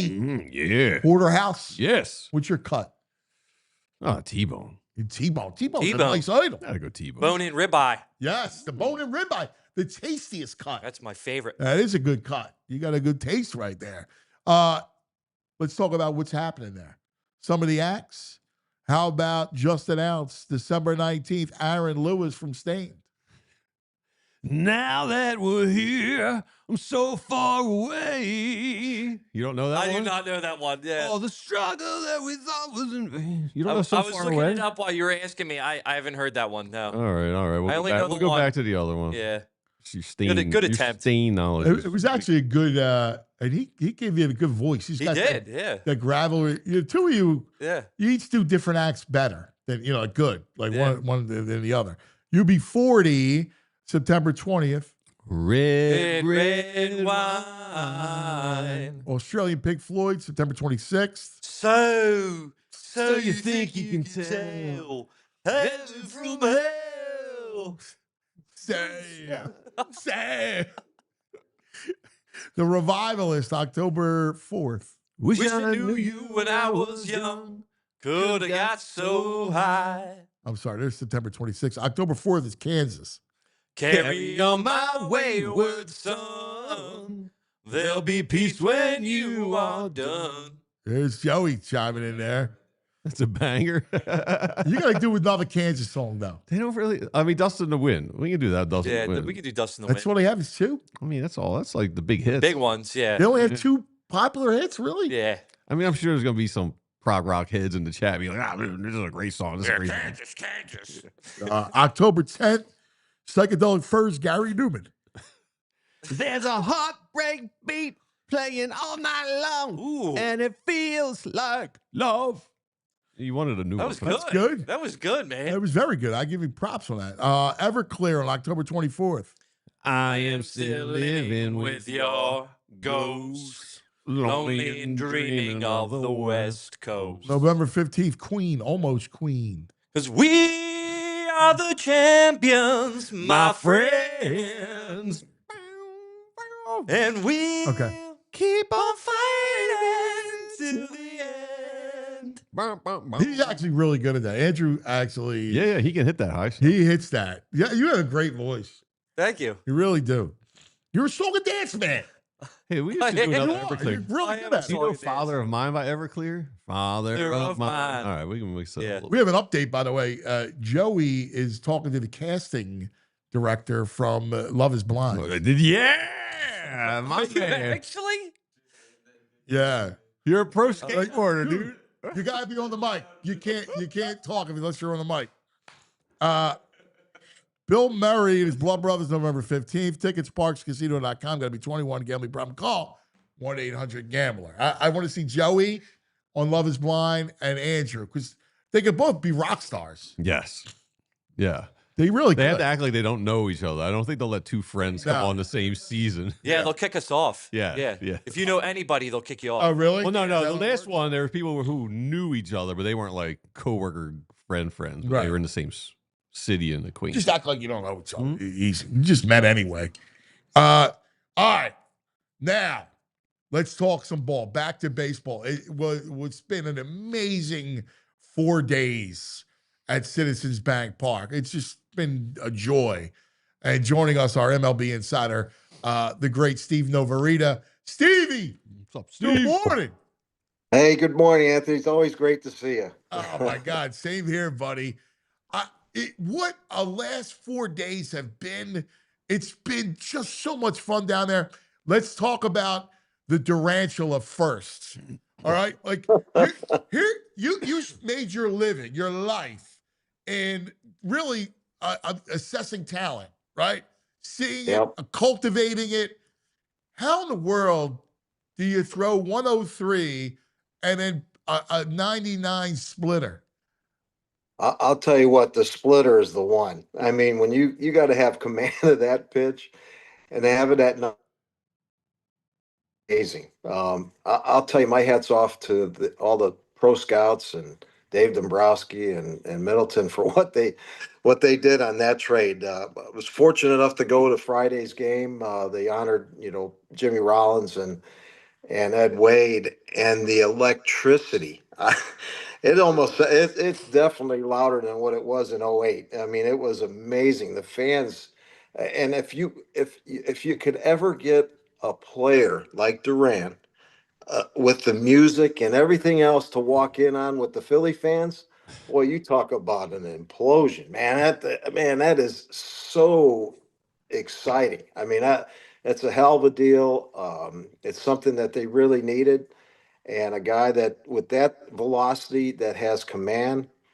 Wow, that was a heck of a trade right there. Yeah, I was talking to one of my old buddies from ball, David Segui, and we were talking about, I said, dude, how do you hit him? Like, how do you approach it, right? And obviously you want to try to hit off the fastball, and you're just going to look silly because you can't hit, the splitter's going to mess you up because otherwise you can't catch up to that fastball. You know what? It becomes a guessing game, and you hope that you guess for the right pitch when you're swinging. But it's the splitter. I mean, it's amazing. Let alone the walk-up music and walk-in music. I mean, my God. I mean that it was really electric. And I think Detroit came into town that for the weekend, and here they're playing really well. And I think they experienced something too this weekend too with our fans. I mean, to try to play in front of people, they're amazing. The fans here in Philadelphia. Are they've always been they're true fans, and I'm really happy for the Phillies organization to get what they were looking for, and it should bring them great success. Hey, just off the fans for a second, because you spent your life in the ballpark, every ballpark across the country. It's so unique how Philadelphia fans, right? How they use it as a verb. I mean, Yankee Stadium in the 90s was a pretty imposing place. Fenway could be a imposing. Man, I don't remember a building like this, man. And and I can only imagine what it's going to be like in October when Duran comes into a game. Well, there's no doubt. I mean that they really are. They're the 10th player on your team, really, when you think about it. That really helps you, especially for a team that comes in and you think you've got the game nailed down, and all of a sudden they start going. Man, it affects you. It really does affect you, and to see it, like I said, that electricity that I heard on Friday, I haven't heard that. I mean, I've heard it, but I didn't hear it like that for a long, long time. And it's fun for this city. It's fun for this team because they finally. I think the pieces are there. What he does is make everybody else better. Yeah. And I mean, that's the thing. Okay, you worry about the bullpen. I think with him at the end, he just made those middle guys that much better because they got to perform to get to him. And that, all of a sudden, like Harper saying what he did when they made the deal, that all resonates inside that clubhouse, and it's fun to come to the park because they know if you got the lead late, it's over, and it's really exciting to see. Yeah, it's me. You're right. It helps Strom. It helps Kirkering, and I like roles. Like I remember talking to Charlie about it. Roles in a bullpen, it just matters. Like you went from you had Romero, you had Madsen, you had Lynch, right? Like you had your 7th, 8th, 9th. You had your guys. Everybody. You needed a one hitter, a lefty. You got Scott Air. Like you had Durbin. So you had those 7th inning guys, and now their pen kind of resembles that. There's no doubt. You could see it. Now it's just a matter of they've got now until the end of September you'll see where it'll fall in. All of a sudden, it's going to fall in uh, to who gets to Duran. I mean, it was the bridge to Lidge. I mean, that was the big thing in '08. And with the starters that the Phillies have, and if they're getting you into the sixth, seventh, innings, or maybe the eighth, I mean, and you have really good starters. So this really was an amazing trade, a great trade. Really kind of hush hush through the whole thing of what was going to go on, and then all of a sudden it happened. And for me, the players, I really only know the one player, but the other player, um, with Abel, I mean it's a heck of a deal for the Phillies for what they did. I mean, Yeah, yeah. my hat's off to them. I mean that. I know they do their homework. I know some of the guys in the scouting department, and Dave's been his life. I mean, he's a baseball guy from the day he started way back in Chicago.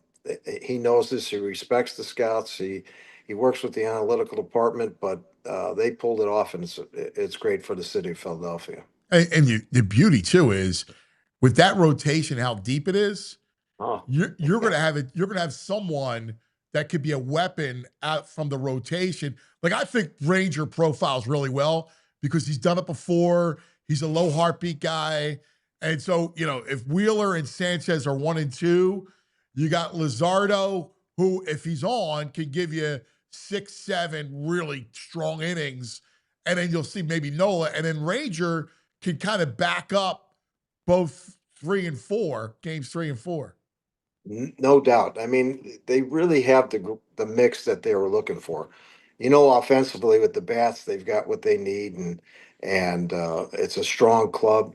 But it's that starting rotation that could do, like you mentioned, do different things to help back up certain starters or whatever it may be. Uh, but you need a finisher. You always needed a finisher, somebody Yeah. that that is a solid guy. And you know what? They're hard to find because you see a lot of inconsistencies, and that's what drives a lot of people crazy. Because you get to that inning, and all of a sudden, before you know it, you're in the 10th, and it's anybody's game in the 10th inning. But if you got a guy like that with that splitter, the splitter's I guess the biggest thing that you could talk about because it's 99 miles an hour, and I mean, if he just had a straight fastball, you can guess at it and you got a chance. But Yeah, your this time. guy this guy's got a nasty weapon, and it's pretty impressive. So let's talk about Schwarber's year, right? 2 more last night. The 2-run shot, the grand slam to blow it open. He's got 40 right now. He's got 94 ribbies, which leads the majors. He's on pace for Ryan Howard's 58, which is the Phillies record. And he's hit lefties. I mean, the year he's having, and it's funny, I was talking about Ohtani, and obviously Ohtani's a great player, but that Dodger lineup is, 6, 7 deep. Yes. What Schwarber's Yes. doing is just amazing. I'm just incredible. At his age, and he looks just unstoppable. He's having fun. That's the biggest thing I think. When you're having fun and you're relaxed at the plate, a lot of things come easy to you. And now it seems like everybody's kind of I go back to this trade, everything kind of settled in. Okay, now we're going to get going. I mean, after the numbers that he's put up so far after the All-Star break are amazing. He's leading the league in categories, and who knows, that home run thing that they had in whatever when the game was tied, that's another fun thing for him. Swing So, off.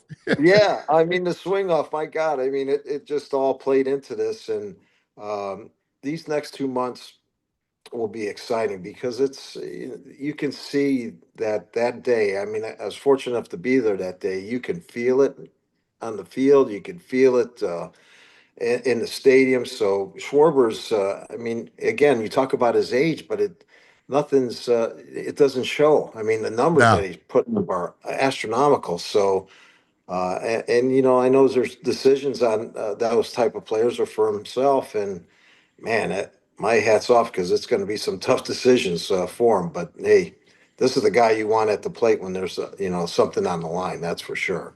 You know what? And Bader hit the 3-run bomb last night. He's a good ball player. I liked it because you got somebody who can play center. He plays a good center field. He's a hard-nosed kid. And like he does little things to help you win. No doubt. That's the one thing that impressed me the most with him is that you need that guy, that defensive guy, to help you out in those late innings again to get to Duran, and for that pickup, you got to feel comfortable out there with him. And again, what he did last night was special. So again, both of those guys. I know they've even said the electricity that they saw when they came here was amazing. So I think they're going to be integral parts, and I'd love to have a guy like that in the outfield, especially late in the game. You know what's going to be cool? The next couple months leading into the playoffs, especially in the National League, because it's now there's 6 teams that have kind of separated themselves, and it's really interesting, right? Because it's Phillies, Mets. In the Central, it's Milwaukee, Chicago, and then it's Dodgers, Padres. And you spent a lifetime in the front office. Have you ever seen anything like what the Padres did, trading all those prospects? No, but you know what? Not really. I mean, again, it depends on what their future is. They want it now. I mean, windows are closing on some of these clubs, so they got to do what they can. But it's sad because you end up losing. I think a guy like Chris Sanchez, when we got him from Tampa Bay, I wonder what they're thinking now. This guy is amazing to have in your rotation. You always hate to see it, to give up a guy that could really help you like Sanchez does. But in my years, to see something like that, maybe a little bit close once in a while, but nothing like that. I mean, it's crazy. But when you look at the National League, those playoffs are going to be who's hot and who's not. Yeah. And I mean, again, it's such a short window on the series that there's luck that's got to be involved in this too. And man, but the thing is, they're all playing really good baseball. So it's going to be fun to see this series this year. My God, Like there's big some really good picture, players. it's funny to think about this. I almost like to see, it's tough because of the number of games, but you almost need to expand the series. Like they're so short. And to your point, man, like if you don't hit for a couple days, you're out. Like, Oh, you know? I agree. I think early in the series they need to be a little bit longer to give these Yeah. teams a little bit of a chance. I totally agree with this because you could be out before you even get started. I'll never forget the '07 series when we lost to Colorado. I left instructional league and I was back in 3 days. I mean, I was back so fast that the guys go, "Where'd you go?" I said, "Well, I was up in Colorado and all this stuff." But I You remember agree that because night? It was we had home field and the Matsui Grand Slam. oh It yeah. was like we played on a Wednesday afternoon or a Thursday, and then we had that Colorado series. The one game, it was like 38 degrees. Remember how cold I it wa- was? I walked to the park with a short sleeve shirt. I was looking for a parka right at about the third or fourth inning. It was so cold. And man, I remember going home and it's like, were we even in the playoffs? It didn't Right. even feel like it. Yeah. So, I'd like to see if you want to make changes in this game a little bit, uh, make that series a little bit longer, give that fair shake to those clubs that made it. I mean, because it's such a long season, and instead of being out quickly like that, it's not fair to all these clubs because you can't get to every pitcher or whatever you may want to be. Or if you have a bad series or you're not hitting right off the bat, you're done. So it's sad. Now, the other thing you hate to do is you don't want to peak too early. Yeah. Sometimes you Yeah. get a little worried about that. All of a sudden you're starting to hit now and tearing it up, and all of a sudden, end of September comes, and man, you hit that lull like that, and boy, that drives you crazy. And that I hate those peaks when it gets too early like. That 2011, it was like, yeah. Oh yeah, that's right. Yes, the Uh, same thing. I mean, so this is exciting now, and it's exciting to see what they're doing. But kind of, I don't know how everybody says, "Oh, save it for the playoffs." You can't save it all of a sudden because everything's falling for you. Everybody's hitting everything that's coming towards them. But yeah, it's something to see, and I'm excited. But this October is going to be it's going to be fun in Philadelphia, that's for sure. Phillies aside, who are you afraid of in the National League? Those other 5 clubs. You know, I, the Mets worry me a little bit. I don't know why. Still, uh, Milwaukee doesn't, and I don't know why. And I don't. It's something that they're playing really well. Um, the Cubs can. San Diego because of time difference and all that other stuff, but the Mets kind of sometimes get in line. That's the thing. They just get in that back of your crawl there, and you start thinking about it. Before you know it, you're down. And this is going to be a big Mets series coming up, so that's going to tell a lot of things too. It'll be interesting because you know what, they had a pretty good trade deadline themselves to fill their needs. So it was nice to see you got both clubs like that duking it out, and we'll see who wins that arm wrestle right there. Hey, Steve, I had a question. A lot of the fans have been talking about Crawford coming up, and we had David Murphy on yesterday, and he said with Crawford being mostly a ground ball hitter and the success he's having at AAA with that, a lot of that may not translate to the major leagues because they have better defenders, there's better scouting and shifts and adjustment. Like how much do you think that's an accurate assessment? Yes, I think so. I mean, the game changes. I mean, it's amazing how you see what you see in AAA, and then you go to the big leagues, and it's that chance of getting that hit is made. The plays are being made. So if he's a ground ball guy, it's and especially with the shifts and everything that they have for these guys, it might be difficult for him. But then again, if he's the player that he is, he should be able to make those adjustments, especially getting up at the big league level because they're great athletes. So it's something that he's going to have to work on to work on that to maybe get rid of that, eliminate that ground ball type guy and start driving the ball a little bit. Are you surprised with the bad outfield play they've had that they haven't brought him up already? Yeah, I mean, sometimes you want to make sure. You don't want to rush guys. I think too, when you think about Kansas City for myself with Caglione, look at what he's going through right now. I mean, this guy was going through a farm system, and then all of a sudden, the pitching, that little, curveball's a little tighter, and the fork ball and all that other stuff is a little bit different. So, and it's adjustment. And there's a lot of pressure for a young kid to come up. So. I think they did the right thing. I mean, Phillies, even though the bad outfield play, look where they're at. They're what, a game and a half up still. So, you know what? It's not like they lost 5 or something like that, and they're down by 2 games.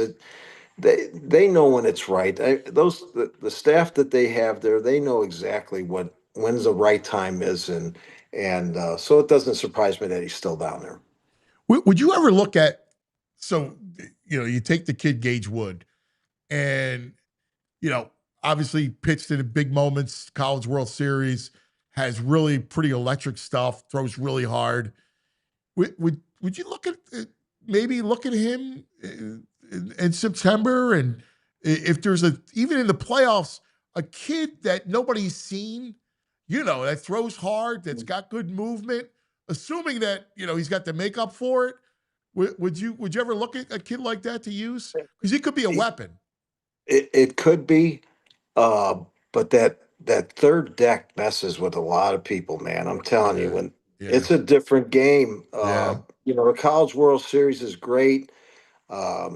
Remember, those hitters for the opposing team are pretty good. 1 through 4, maybe. He comes up here 1 through 9. Don't even compare to the 1 to 4 that he had to deal with. So, if he's got great makeup, that helps. But if it's kind of questionable yet, a little bit, unsure of how he would handle it, you can lose a guy, and then it takes a while to get him back. So you don't, especially as good as he is, you want to make sure that it's the right time. I mean, for what they have now and how it's set up, I really believe that the middle relievers are going to fall into place because of Duran. I'm telling you, it just sets a different tone. I mean, they know who the guy is. The other relievers want to be the guy to Duran. So they're going to sharpen their tools, and they don't want to let their team down. So what they have right now, and your starters should be going deeper. So that even helps tremendously. So you want to take a chance on a kid that's, just been drafted and bring them up, and all of a sudden, before you know it, it hurts you, because once they start getting hit around, boy, woof, it starts working on the mental side. The game messes with you, man. Oh boy, it really does. That, I think about the times when you'd walk a guy and that guy's at first. Mentally, that bothered me because he's moving around over there. I don't want him to steal the base. And all of a sudden, I'm forgetting about my target and where I want to pitch. And then before you know it, you're putting a ball over the plate, and it's, heading out in the outfield, and the runs are scoring all over the place. So you want to make sure. And I think what they have now in that bullpen, I mean, and again, the starters are the big plus because they can go deep for you. Yeah. Stevie, man, I love it. It's so great. I love chopping it up with you, and it's going to be a fun 2 months, 3 months. Boy. So we're going to be bugging you a lot. Let me in. I love it. I love this. I mean, I'm a minor leaguer through and through, and love to see these guys get up and do the things they do. But and it's fun being with you guys. I'll tell you what, it gets me out of that yard work and the honey-do list around. We aim to help, brother. Thank you, Stevie. You're the best, buddy. Anthony, take care. Have a great day. Here he is, the great Steve Novarita. Great he's like talks about Duran is you just got to guess right, but even if you're guessing fastball at 103 with that movement up at your chest, there's so few players who can do anything with that. I know, like the greatest of the greats are the ones who can do anything, right? And because it's elevated, you always want to take. That's a pitch you looks like a beach ball coming, right? Like you were swinging at it, and the problem is you're just always going to be late. Always. Yeah. It's so hard to barrel up. Yeah. And then you mix the split in, and the split just because it's still, it's so hard, but it dies.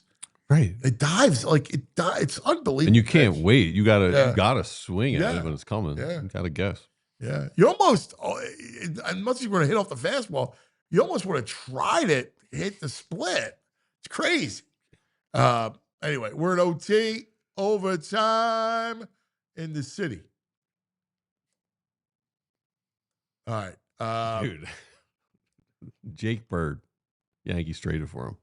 He got optioned today. His last 2 appearances have been so bad they optioned him to AAA. Are you serious? Yes. Jeez. Oh, man. Also, check this out. Where was it? Oh, ratings came out for Sunday Night Baseball. 2.3 million. Good. I mean, it's not a big number. That's anyway. It's up 35% from that week, the previous year, up 35%. So we might see. I think we're going to see a lot more Phils if they get to flex some games. Well, they love Philadelphia because of that 2.3 million. How much were Phillies? Right. Well, let's be real. Yeah, I mean at least 400,000. I mean they're saying they're averaging 320 a game, 3 to 5 a game. Yeah. I mean it matters. Philadelphia market matters. Yes, it does. It does. They're in. What other nugs we got? Do some nugs? All right. So I don't like to give the Mets any props, but they've brought in the SNY broadcast has brought in a film crew to actually handle their broadcasts. They did a transition this weekend where they have a fan walking by the concourse and it swipes, and it looks really cool. They're doing really good things. Whoa. Another monster crowd. Love it. Love to see it.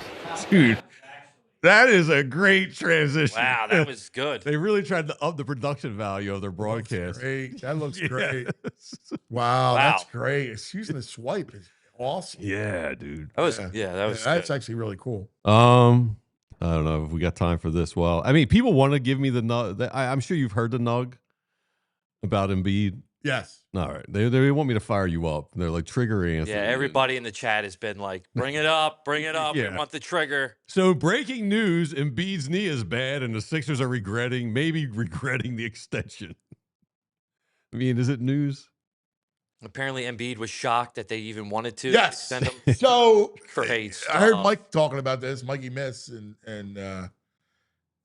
it's been making the rounds. Yes. That he was shocked that the Sixers would actually offer him an extension. And there's talk around the league that he just can't come back. That he's done.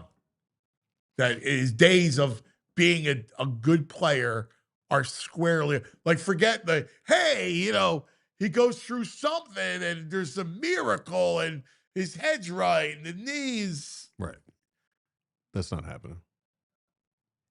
And I think about it, and automatically I go to the Eagles and Phillies because I don't want to face it. I mean, I'm serious. This franchise is cooked. Oh yeah. Like if he is completely washed, they're done. Can he not get like a retirement, a medical, and they get insurance of some cap space? I mean, that seems like the best case scenario for us. But it doesn't matter. You're built around, like, it doesn't matter. They're done. Like, it's over. Like, the whole thing's over. Forget the fact that Paul George is still getting a procedure or second procedure or whatever procedure he's getting, right? Yes. They're done. They just completely bleeped it up. Like, now listen, the Embiid knee is, whatever. Like, that's an act of horrible luck. But geez, it's this whole thing. It's just been one freaking tease after. It's been a giant tease. Are you guys happy, chat? Is this what you want? This is what they wanted. This is what they wanted. Yeah. They wanted to get triggered and fired up. The pain is that. I mean, it's been one giant tease and one after the other. I mean, that's my pen. He's throwing my pen around. That was a good shot. You hit the mic. Oh man, I mean, it's just awful. It's over. It was my pen. All right, let's make you feel better now. It's over. There's a show. I feel like it's done. There's a show. Like the whole thing's over. There's a new show premiering tonight. It's going to make you feel good. It's going to get you in the right frame of mind. Hard Knocks. Buffalo Bills. The start of football season is here. Episode 1 is tonight. Something to watch. Something to watch, right? Get some pads. Yeah, I'm looking forward to that. I want to see the Bills. Oh, I got something else. I got something else for you too. These freaking Sixers. Nah. Screw this chat. Why would you have me do that? Yeah. All right. I didn't want to do it. Let's keep going with Cam Ward, right? We're fans of Cam Ward. I obviously buried that story because I don't want to think about it. Cam Ward, we like him. He gets up at 4:30 because he saw his dad. I love Cam. So now he's shared his daily routine with everybody as far as social media. Can you send me that so I can send it to my kids? Yes. Phone on D&D, wake up, watch film. I talk to 5 people a day, so besides my teammates. So I only talk to the parents and then dog, that's really it. So I just be chilling, go home, and I don't really do too much, eat and go to sleep. And I think the biggest thing was just, whether you're college or NFL, you just gotta have a routine. I've had a routine for a couple of years now, and it's been helping me since. Phone on Do Not Disturb. Film. If I told you how much I love this kid, all right? I talked to my parents. Oh, yeah. Cam, I love you, man. And his dog. I root for this kid. I'm going to be root for this kid like no other. I want him to succeed because that is so beautiful.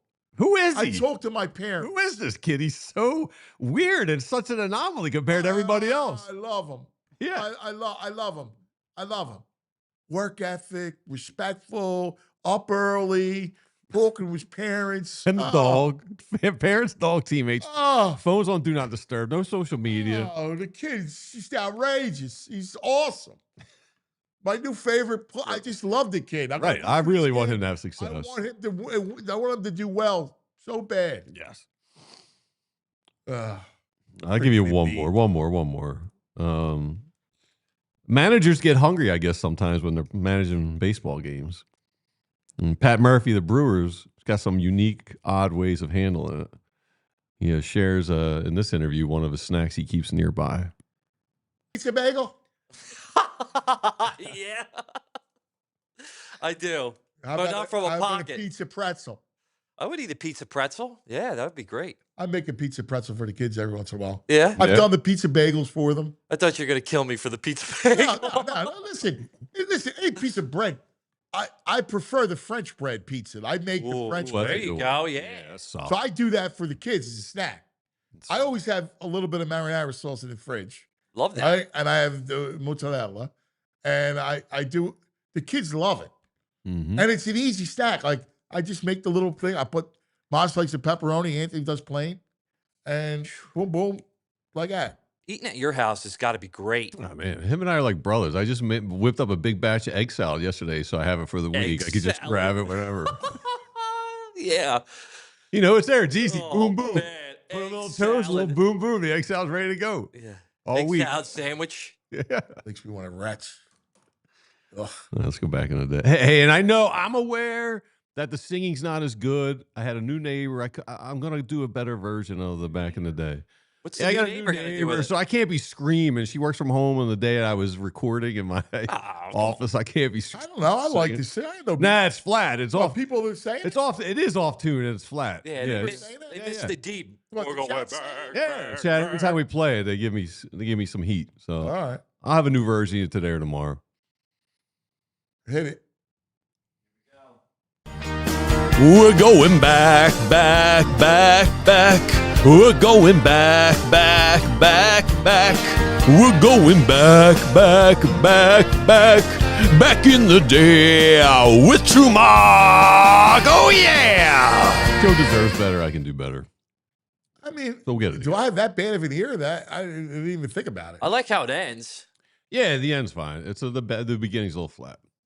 Right. Anyway, it's 30 days until the NFL starts, so the Eagles start. So let's go back. Let's remember a good number 30 and a good moment. A good night. Call ever, Al.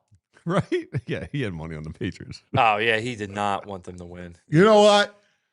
Like, he had such, like, this is Corey Clement, like, from South Jersey. Local kid, Eagle fan, and has this moment in the Super Bowl. We need to talk to him. He needs to have more. We should. Yeah. Put him on trial. On trial? What's that mean? Oh, I thought you were talking about. I didn't know you. I thought you were. Never mind. You're talking about Corey Clement. What show you watching? I thought you did a great job there. Al Michael. I thought you were talking about Al No Michael. problem. Listen, no problem. You did a great job today. Thank you. All right. Yeah. So Thank you. You will not get you. That's no big deal. Joey, great job. Everybody, we love you. Have a great day. Go Fightins, man. See you tomorrow. We all silly like the mayor.